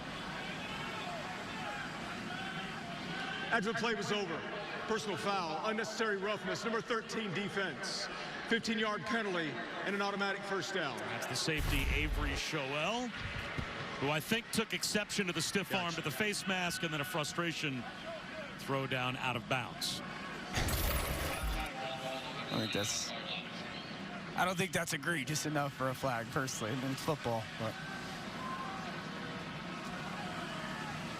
Pumachan's little brother's going to UConn, I believe. He's got a young brother in Connecticut that's committed to UConn. Obviously under-recruited. What did you just say? Sorry. Did that go out over the air? Thought I was hitting talkback. Wow.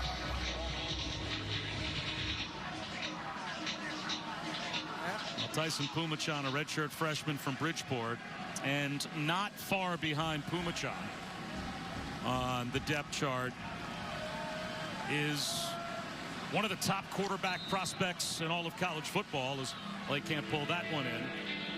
A freshman from California, DJ Uiagalelei, who we may see later on this afternoon.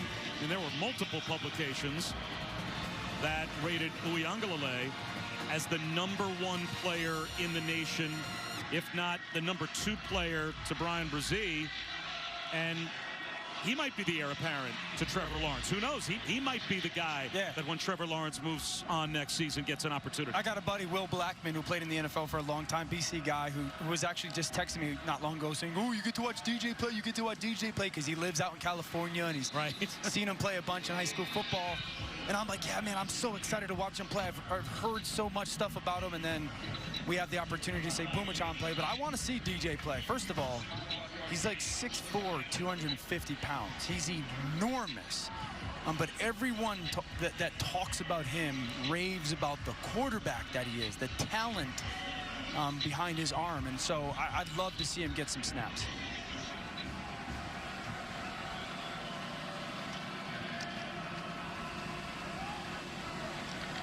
Right at the first down line to gain on the dive forward. Lucy, let's see if Clemson gets a fresh set of downs. The nose of the football just about to the line to gain. And it looks like they'll say first down without measurement. So this drive will continue for Clemson, and what will continue later on tonight. The news of the day, Georgia plays Alabama, and Alabama will have their head coach on the sideline because it's been 3 consecutive within 24-hour period negative coronavirus tests for Nick Saban. And the SEC rules state that kind of turns it to a false positive that he received earlier this week, as Pumachan with a little hitch. It's caught by Dixon. So 3 straight negative tests Thursday through today, and that reinstates you per SEC guidelines, which means they will determine the positive that Nick Saban received earlier this week as a false positive, since 3 negative tests have been conducted each 24 hours apart. So Nick Saban coaches Alabama tonight. And just imagine the mental energy that might give your football team. Hey, the greatest coach of all time is probably not going to be there for the biggest game of the year so far. Nope, check that. He is going to be on the sideline. I'd imagine that gives you a bunch of juice, and that'll be a great game. I mean, you think strength on strength, right? Like Mac Jones playing quarterback for Bama, and Devontae Smith and Jalen Waddle versus Georgia's defensive secondaries that's got a bunch of veterans. That is going to be an awesome matchup to watch. Demetrius Knight slow to get up, and so we've got an injury timeout and a chance to check in with Kevin Nagandi. Bob, things are falling apart in Tennessee. Terry Wilson to Allen Daly. Kentucky, how about 17 straight losses in Knoxville? Well on its way to snapping that slide, up 34-7 this game on the SEC network.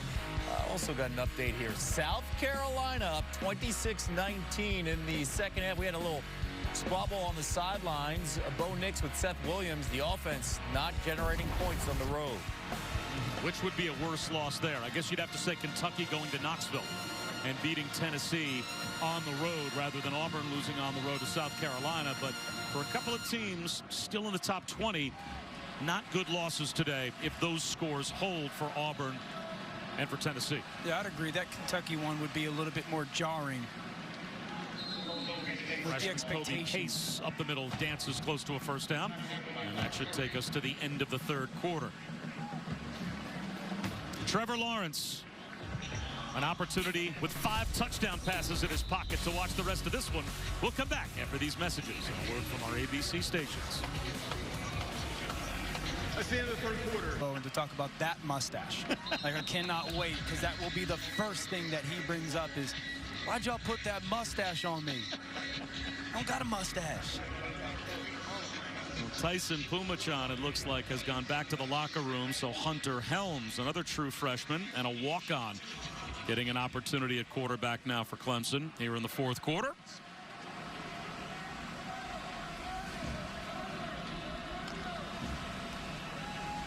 And a broken play here, so Helms takes off. And look, the reason that you get the uncomfortable cartoon graphic is because you can be compared with a much more regular graphic with this guy, Dabo Swinney and Nick Saban. These are the 2 kings of college football since the start of the 2015 season. Dabo's built an absolute dynasty, and I don't see it slowing down. I really don't. I think that you're going to see over these next 5 years, the conversation is going to become, is Dabo Swinney the greatest college coach ever? I think that's going to become a conversation. They're going to be in the national championship hunt every year for the next 4 or 5 years. And if it continues the trend that it has over the last 4 or 5 years, they're going to win a couple and win a ton of games. Tipped ball as Helms almost throws an interception. Well, if they make it to the college football playoff this year, then Dabo Swinney would take his football team to the 6th consecutive version of college football's Final Four. Right. Now, the Final Four, that's a college basketball thing. Sure. But in college basketball or college football, the only other coach to take a team to the Final Four 6 times in a row is John Wooden. That's it. So that would be Dabo Swinney and John Wooden, the only 2 to accomplish that. Gotten their team to a Final Four grouping of some sort. 6 times in a row. Right. Helms with a touch throw down the sideline. And he drops it into Kobe Pace for a first down. It's a really nice job by Helms. Sees man coverage, Pace gets that peel by the linebacker. Wait, got to get up over him. Really nice job by Pace and taking a hit at the end. Good for the young man Helms to make that throw on 4th down. He threw 48 touchdown passes his senior year at West Columbia in South Carolina.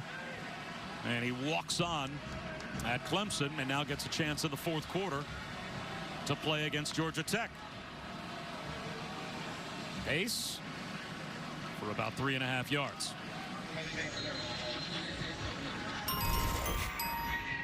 How cool is that, though? I mean, he probably doesn't think he's ever going to actually get into a game, right? You know, like, walk on, I got 3 highly recruited players ahead of me, Trevor Lawrence and DJ and then Pumachan, and, like, all of a sudden, like, hey, you can get to go in the game. You know, I think that's really cool that he gets the payoff almost in a way. That I guess. I don't know if you're, now granted, he's a walk-on. Sure. He has gone, obviously, to kind of club up and go to Clemson. Yeah, I'm rather sure than maybe opportunities, and sure. he said, I want to go and be on the best team. But don't you think there's always the belief inside that player that if Yes. I get there and I get in front of the coaches and I show them what I can do, as again he's going to try a touch throw towards the front left corner of the end zone, and that might be good, and it is, to a Joe for a touchdown. Make throws like that, you might end up moving up the depth chart before too long. How about that? Good for Helms, man. Look at the joy. Look at the celebration. Watch a Joe track the football. Come down on that pylon. That's a different rule in college football than the NFL. And we'll have to see if the ball breaks the plane. The moment his heel contacts the pylon, he's out of bounds. Touchdown. That play is under further review. In the NFL, that pylon, that's just a marker. In college football, you are out of bounds the moment you touch the pylon. So you'd have to see that as he's backing up to the goal line. Where's the ball, right? That the ball breaks the plane before his heel touches the pylon. It looks like it does, yeah. But that is something that replay will have to take a look at. I think it helps, too, that ball's in the right shoulder almost. Like, that ball is going to be drifted towards his right shoulder-ish. And he pulls it down on his right side, which looks to be crossing the plane and in the end zone. And this is probably the best look that you would get. We don't have a camera, it looks like right down the goal line, but heel on the pylon, his whole body, the rest of his body seems to be over the goal line. They rule it a touchdown on the field. And hard to imagine that the replay booth would change that. But two really nice touch throws by Hunter Helms. Beautiful. I mean, that was a great throw by Helms because enough air to, again, allow the receiver to make that adjustment. You get thrown into the game, and it's like, hey, young man, go make a 4th down throw. Great, beautiful throw. And like, hey, we're going to give you the opportunity to throw a touchdown here. Take advantage of it.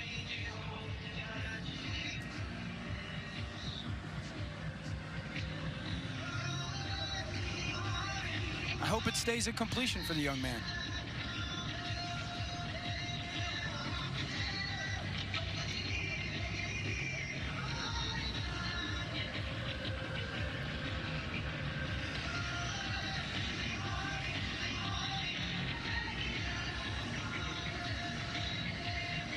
There's that old saying, and you know, if you're a lawyer in court, the longer the jury stays out, the more worried you get about the verdict. If it was a touchdown, they'd probably have told us by now that it was going to stay. But right now, okay, where's the clock? Make sure the ball gets snapped at the original line of scrimmage again. Yeah, if they're going to say that. After further review, the pass is incomplete. It'll be 3rd down and 7 at the 18-yard line. The clock is correct, and we'll start on the snap. And that's that pylon rule in college football. Once you contact the pylon, you're out of bounds. And so it would have been his first career touchdown pass. Instead, it's off the board, and it's 3rd and 7. Yeah, but you know what? I'm sure on the sideline, they're talking about what the play call would be if it was ruled incomplete, obviously. So, hey, Hunter, stuff that you like. Let's get a concept that you like, stuff that you feel good about seeing so he can have an idea of what they're going to call and think about it to operate as good as he can. And instead, it's a sprint draw to Kobe Pace. Pace running players over and picking up a 1st down. Just a beautiful handoff. Sprint draw, you get the defense to flow one side to the other. You see the set by the offensive lineman. Try to take advantage of an over-aggressive 3rd down defense, and then Pace, just a good finish on that run.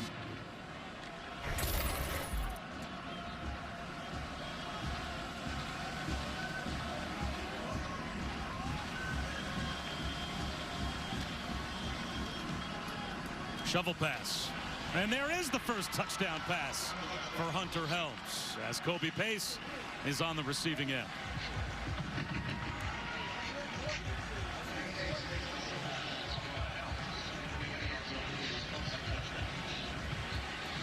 Sometimes shovel pass is challenging for a quarterback.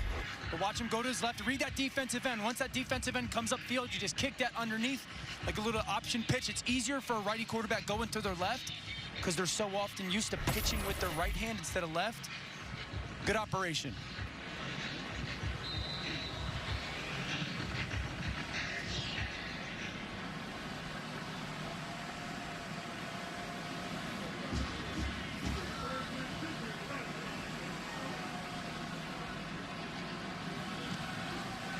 .66 on the board for Clemson with 11.5 to go in the 4th quarter.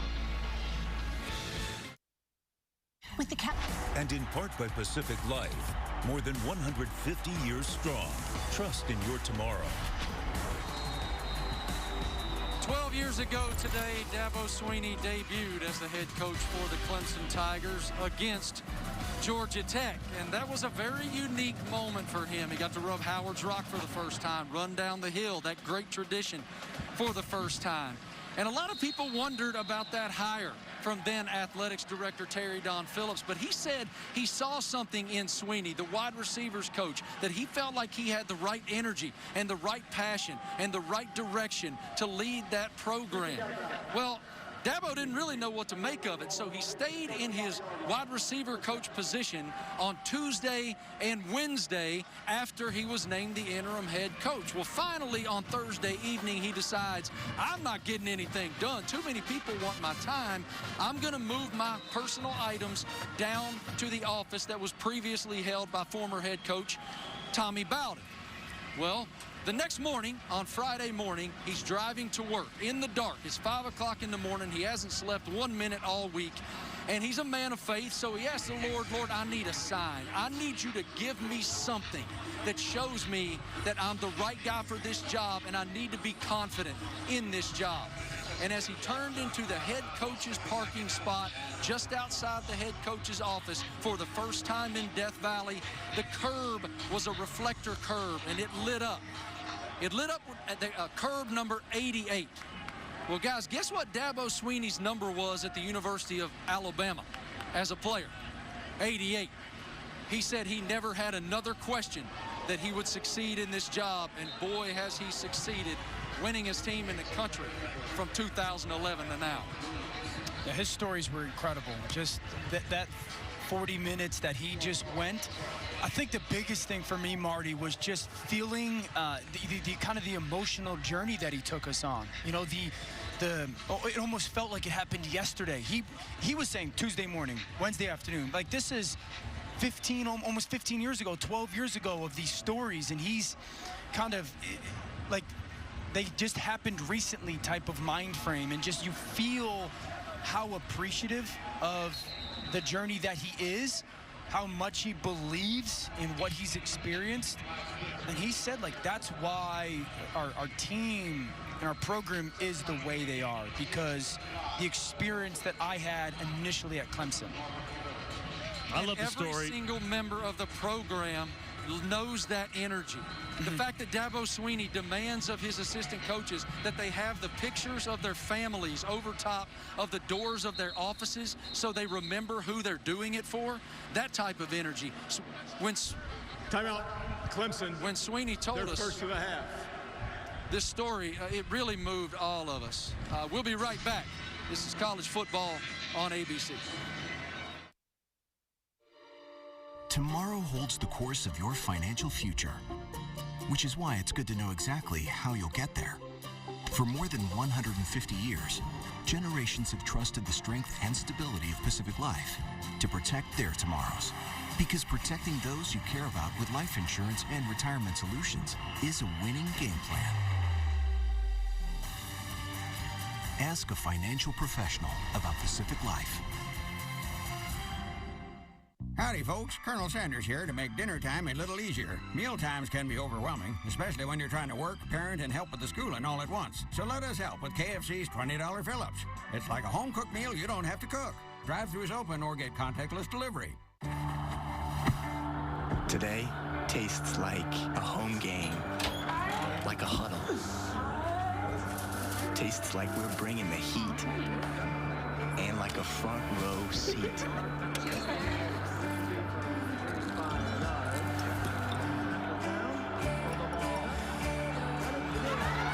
Today tastes like we're a team, and it never tasted this good.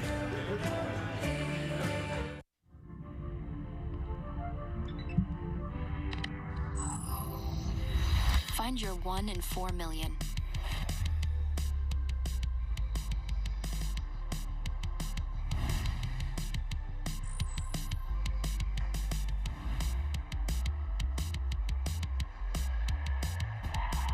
Now featuring virtual appointments and home delivery. Let's bring your match home. We met on cars.com. Wow. I wish I could get a deal on a smartphone, but I'm not a new customer. Well, actually now new and existing customers can get our best smartphone deal. It's historic. That is historic, which means I'm making history, right? Yeah, I don't know if I'd exactly... Wow, me, Dave Brown, existing customer who got the greatest deal in history. Just like every other customer gets. Oh, that's cool too. It's not complicated. AT&T is making history. Everyone gets our best smartphone deals, including the latest pre-orders. Are you ready to sink your teeth into a lemon pepper, sweet and spicy Korean cute-tastic mango habanero masterclass in all things wings? Yes, I am. Are you though? Get Wingstop's new all-in bundle delivered for a limited time. Welcome back with our Pacific Life game summary. And to summarize most of this game, Trevor Lawrence is really good. Sees vision on the safety, jump down on the tight end. I know I've got space to go through Amari Rodgers on this post. Got to put air on it. Beautiful touchdown throw. Little play fake, toss. See that linebacker flow? Even if you're not in perfect coverage, this is an absolute dime to Davis Allen. Then the athleticism. Going to my left, righty quarterback, flip my hips, square my shoulders, and throw an absolute rope to Frank Ladson. We've talked all day about how good he is. but it's awesome when you watch it on the field and you go, man, as much as you say about the young man as a player, he might be better. Not just, he's a special talent. Well, in 8th grade, he went to spring football practice for his varsity high school football team and beat out the incumbent senior starter as an 8th grader. So he goes into fall as a 9th grader and becomes a 4-year high school starter. Then he goes to Clemson, and 4 games into his freshman season, of course, takes over. And what at the time seemed on the surface like kind of a controversial quarterback change. And no one thinks it's controversial anymore, as all they do is win, and he has become a national championship level quarterback, and he's just at every level seemingly has proved to have been born to be a starting quarterback for a winning football team, and it's just gotten better and better as the years have gone on for Trevor Lawrence. I think the thing that I love about his game the most, again, there's thousands of, he protects the football. Like, he values the football. For as much as they've thrown the ball, 13 career interceptions is darn good. When you have that ability and then you value the football, that's what makes you go, man, this is a can't-miss player. This guy is a can't-miss guy at the quarterback spot. Well, making people miss is Michael Dukes. And we can remind people, just turned 21, correct? He just turned 21. Not long ago.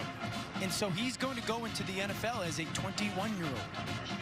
Joe Burrow, last year's #1 pick, was 24. And Joe Burrow had the greatest college season I've ever seen a quarterback have. And I love Joe Burrow. He's going to be a superstar in the NFL. He's 3 years younger.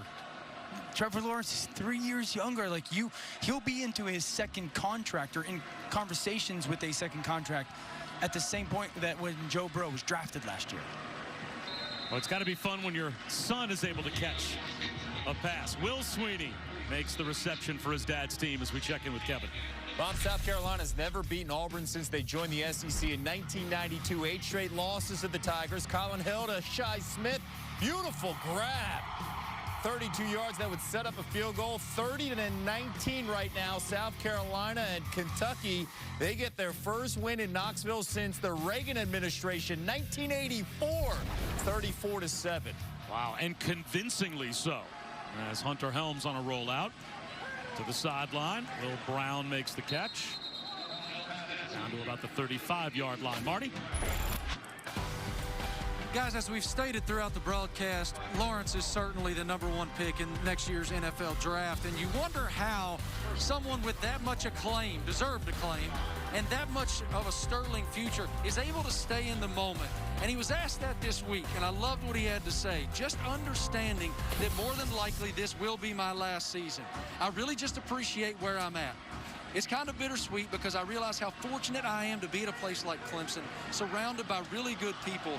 That makes it a lot easier to be great where my feet are. Touchdown, Tigers. Good play-by-play, Marty.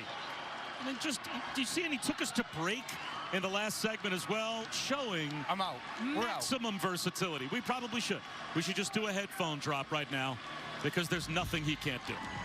Should Marty take the replay? Quick wide receiver screen to a Joe.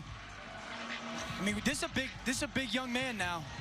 6'3", 210 pounds, violent, finish, long strider, get in the end zone. Shockingly, Clemson has another young, promising wide receiver. And to Marty's point, that Trevor Lawrence really is looking wide-angle lens at his whole life. Yeah. And the fact that I understand I'm in a special place, it speaks to the Dabo Sweeney Clemson culture we talked about earlier too. It's the best place in America to play. What's that thing on Twitter right now? How it started, how it's going. I think we just saw it.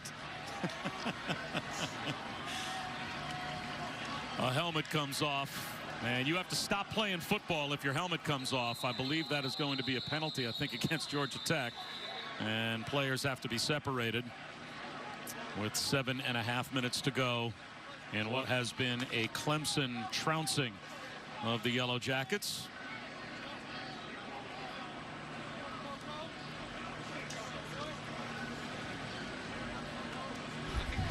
Personal foul, continuing to participate after his helmet came off. Number 34 receiving team.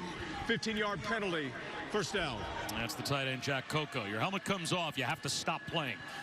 And later today, the 11th ranked Texas A&M Aggies in Starkville take on Mike Leach and Mississippi State, 4 Eastern on ESPN and the ESPN app. So it's Jimbo against the air raid. And A&M trying to build off of what was a program-defining win, or could be, for Jimbo Fisher against Florida last week.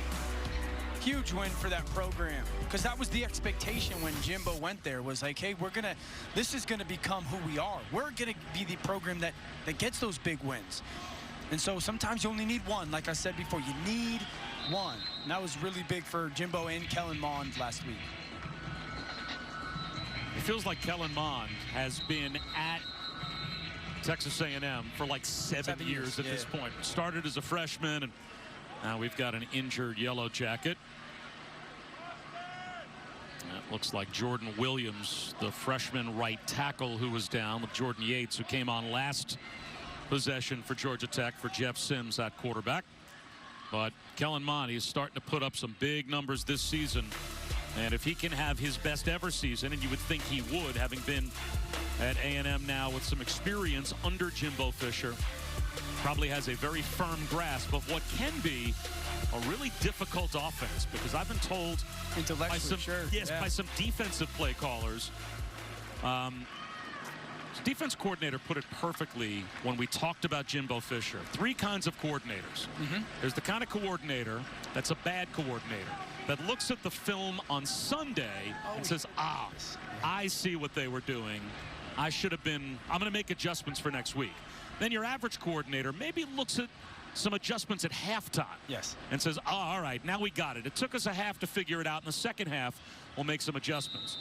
Then there's Jimbo Fisher, who will make adjustments on possession 2. Of what he saw you do on possession 1. And he's also leaving crumbs. You know, he's giving you stuff to bite, because he knows how you'll respond, and setting himself up for other plays coming in that game. It's also it's an offense that is always giving the quarterback answers. To understand it on the board or paper is relatively simple. To go know what answer is necessary when the question's presented in 3 seconds, that's the challenge. You know, and so that's what Jimbo has done so well for Kellen Mond. I see a young Jordan Yates. His uncle, TJ, I played with in the NFL. TJ Yates, now a coach at the Houston Texans. Great football mind. He speaks well of Jordan, bright future as well. Good friend. And Yates caught around the ankles at the line of scrimmage by another freshman, Trey Williams, on the quarterback draw, and it will be 4th down. Watch 8. The hand fight, the club, the awareness. Quarterback runs coming, and to go make that tackle. You don't want to just dip your head. You got to play with your eyes up. Great job by Williams. Again, another Connecticut kid. Why is Clemson coming to Connecticut and getting all the good players, man? That's amazing, because they always have stayed home and gone to UConn. Oh, wait. I'm from New Jersey. Rutgers has the same problem. But there's a ton of talent in New Jersey. We only get a handful in Connecticut.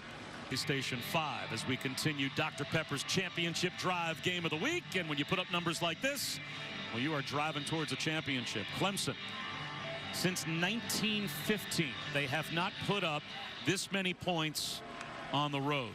73 on the board today in Atlanta, and another sideline slip for Ches Malusi as we check in with Kevin Nagandi. Bob, you mentioned points. Expect a lot coming your way in our next game on ABC. UCF and Memphis. Marlon Williams, 32 catches in his first 3 games. Staying in the American. More scoring here in Philly. This is Anthony Russo to Randall Jones. Temple up 39-31. Yeah, great job by Temple using the width of the field. And now that football powerhouse UConn is out of the way, the American is wide. Oh, boy. Well, there's so many things to unpack there. Booger taking a shot at you. Somehow Kevin Nagandi weasels a Temple highlight into the cut-in. You know he's producing from the chair, right? There's no way that highlight makes it if he's not anchoring. Hey, can we get Bob and Dan to cut in, and we'll do that Temple highlight? You know, I'm sure there's a bunch of people at home dying to see that score. We know the Eagles aren't going to bring me any joy this weekend, so let's throw a little Temple in there. And Booger, you are the last person to talk about good football teams right now. 2019's over, bub. 2020. And I feel like if I took me and my 8-year-old's flag football team that lost on the last play this morning down to LSU, we would score 50 on that defense. And you know you're getting beaten pretty soundly when the team in the lead puts the punter in to play quarterback. Because Will Spires has taken over for Trevor Lawrence and Bob, Tyson Pumachan and Hunter. I just want to tell you that Temple's produced a lot of quality coaches that we've seen in the American as well as in the ACC and in the Big 12 and now in the NFL. Bruce Arians, Matt Rule. I can keep on going if you want me to. Yeah, it is definitely the kind of job that people run away from as quickly as possible to a promotion. I think you're right. I think you encapsulated it perfectly, as a matter of fact. By the way, I appreciate the compliments on the producing. Well, really well done here. Yeah, well, you're doing a heck of a job. The only thing this show is missing from Dan's standpoint is some type of a highlight of Booger missing a 3-footer. Well, we're going to have plenty of opportunities to have that sometime. Trust me.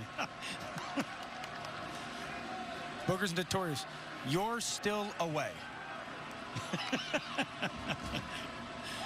By the way, Will Spires just completed a pass.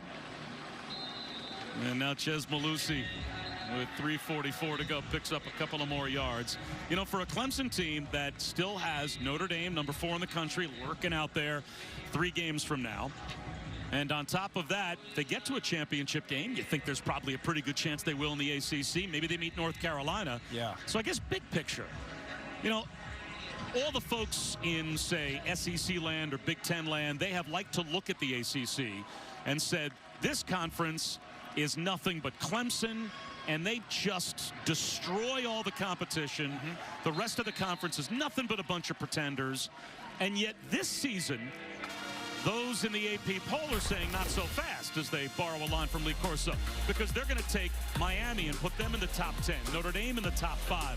North Carolina is in the top 5.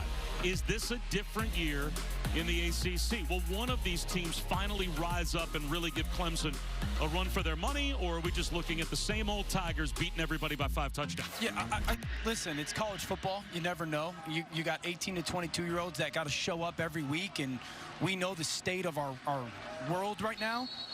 If you're going to have the chance to get Clemson this year, your secondary has to win the game. Like, you have to dare Clemson with Frank Ladson and Joseph Ngata, these young receivers. You got to go, you guys are going to beat us. I'm not going to let Trevor Lawrence beat us. I'm not going to let Travis Etienne beat us.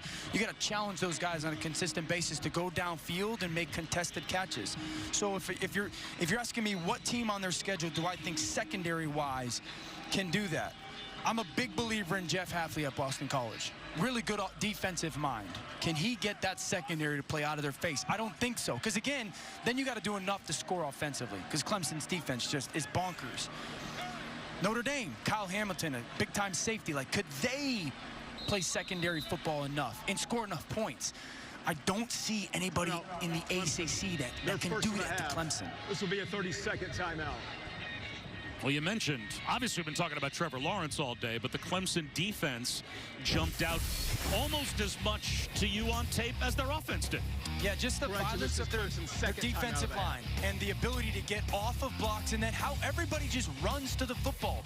You hear coaches say all the time, we got to get our hats to the football, and it shows for Clemson, and it was on their tape. And then they've got these unique blitz packages where, okay, where are guys going to come from? Everybody comes unblocked.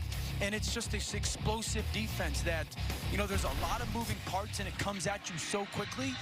But then everybody goes to the ball. I remember watching tape this week against Miami, and there was a clip where all 11 guys for Clemson's defense on a handoff met the tailback basically at the line of scrimmage. Like, you know, I marveled at, like, this defense is dominant as well, as much as 16.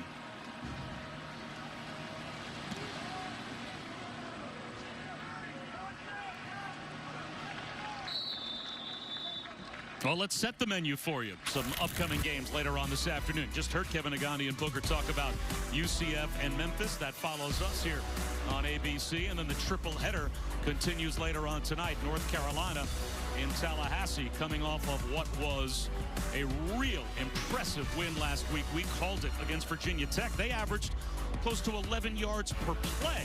And, of course, the big one at 8 Eastern. Georgia, Alabama, now finding out this morning that Nick Saban will indeed be on the sidelines for the Tide. And those Carolina backs are dynamic and powerful, but for the Georgia-Alabama game, you got to remember, this is going to be the first time that Mac Jones is playing against a big-time defense. Like a big-time defense and a big-time defensive play caller in Kirby Smart. And I mentioned this before. They've got a secondary that's played a lot of football games. Stokes and Webb and LeCount. Those guys have played a ton of football. And so they're going to throw a lot at Mac Jones, and they're going to make him think pre- and post-snap. And as dynamic as that pass game is, I think that Georgia secondary gives them a really good feel that they can fight in that game. So backup running back Spencer Massey getting an opportunity.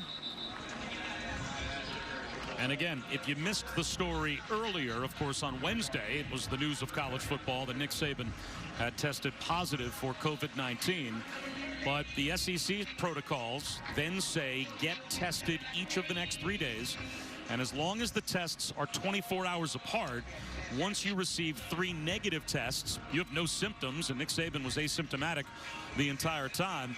The SEC guidelines then says, well, that was a false positive. And he got 3 negative tests each of the next 24-hour periods following his positive. And so he'll be on the sideline for Alabama tonight. How about Massey on what very well might be the final play of the game? Well, 3 seconds, he gets knocked out, but he is going to find his way into the box score with a big run. I'm sure it's a great moment for him. Big time showing for Clemson today, showing that they are the #1 team in the country, led by 2 Heisman frontrunners. Outstanding performance. 73-7 is the final. Clemson over Georgia Tech. Coming up next on ABC, it's College Football Scoreboard. Kevin Negandhi, Mark Sanchez, and Booger McFarland are standing by. More football after that. Thanks for watching.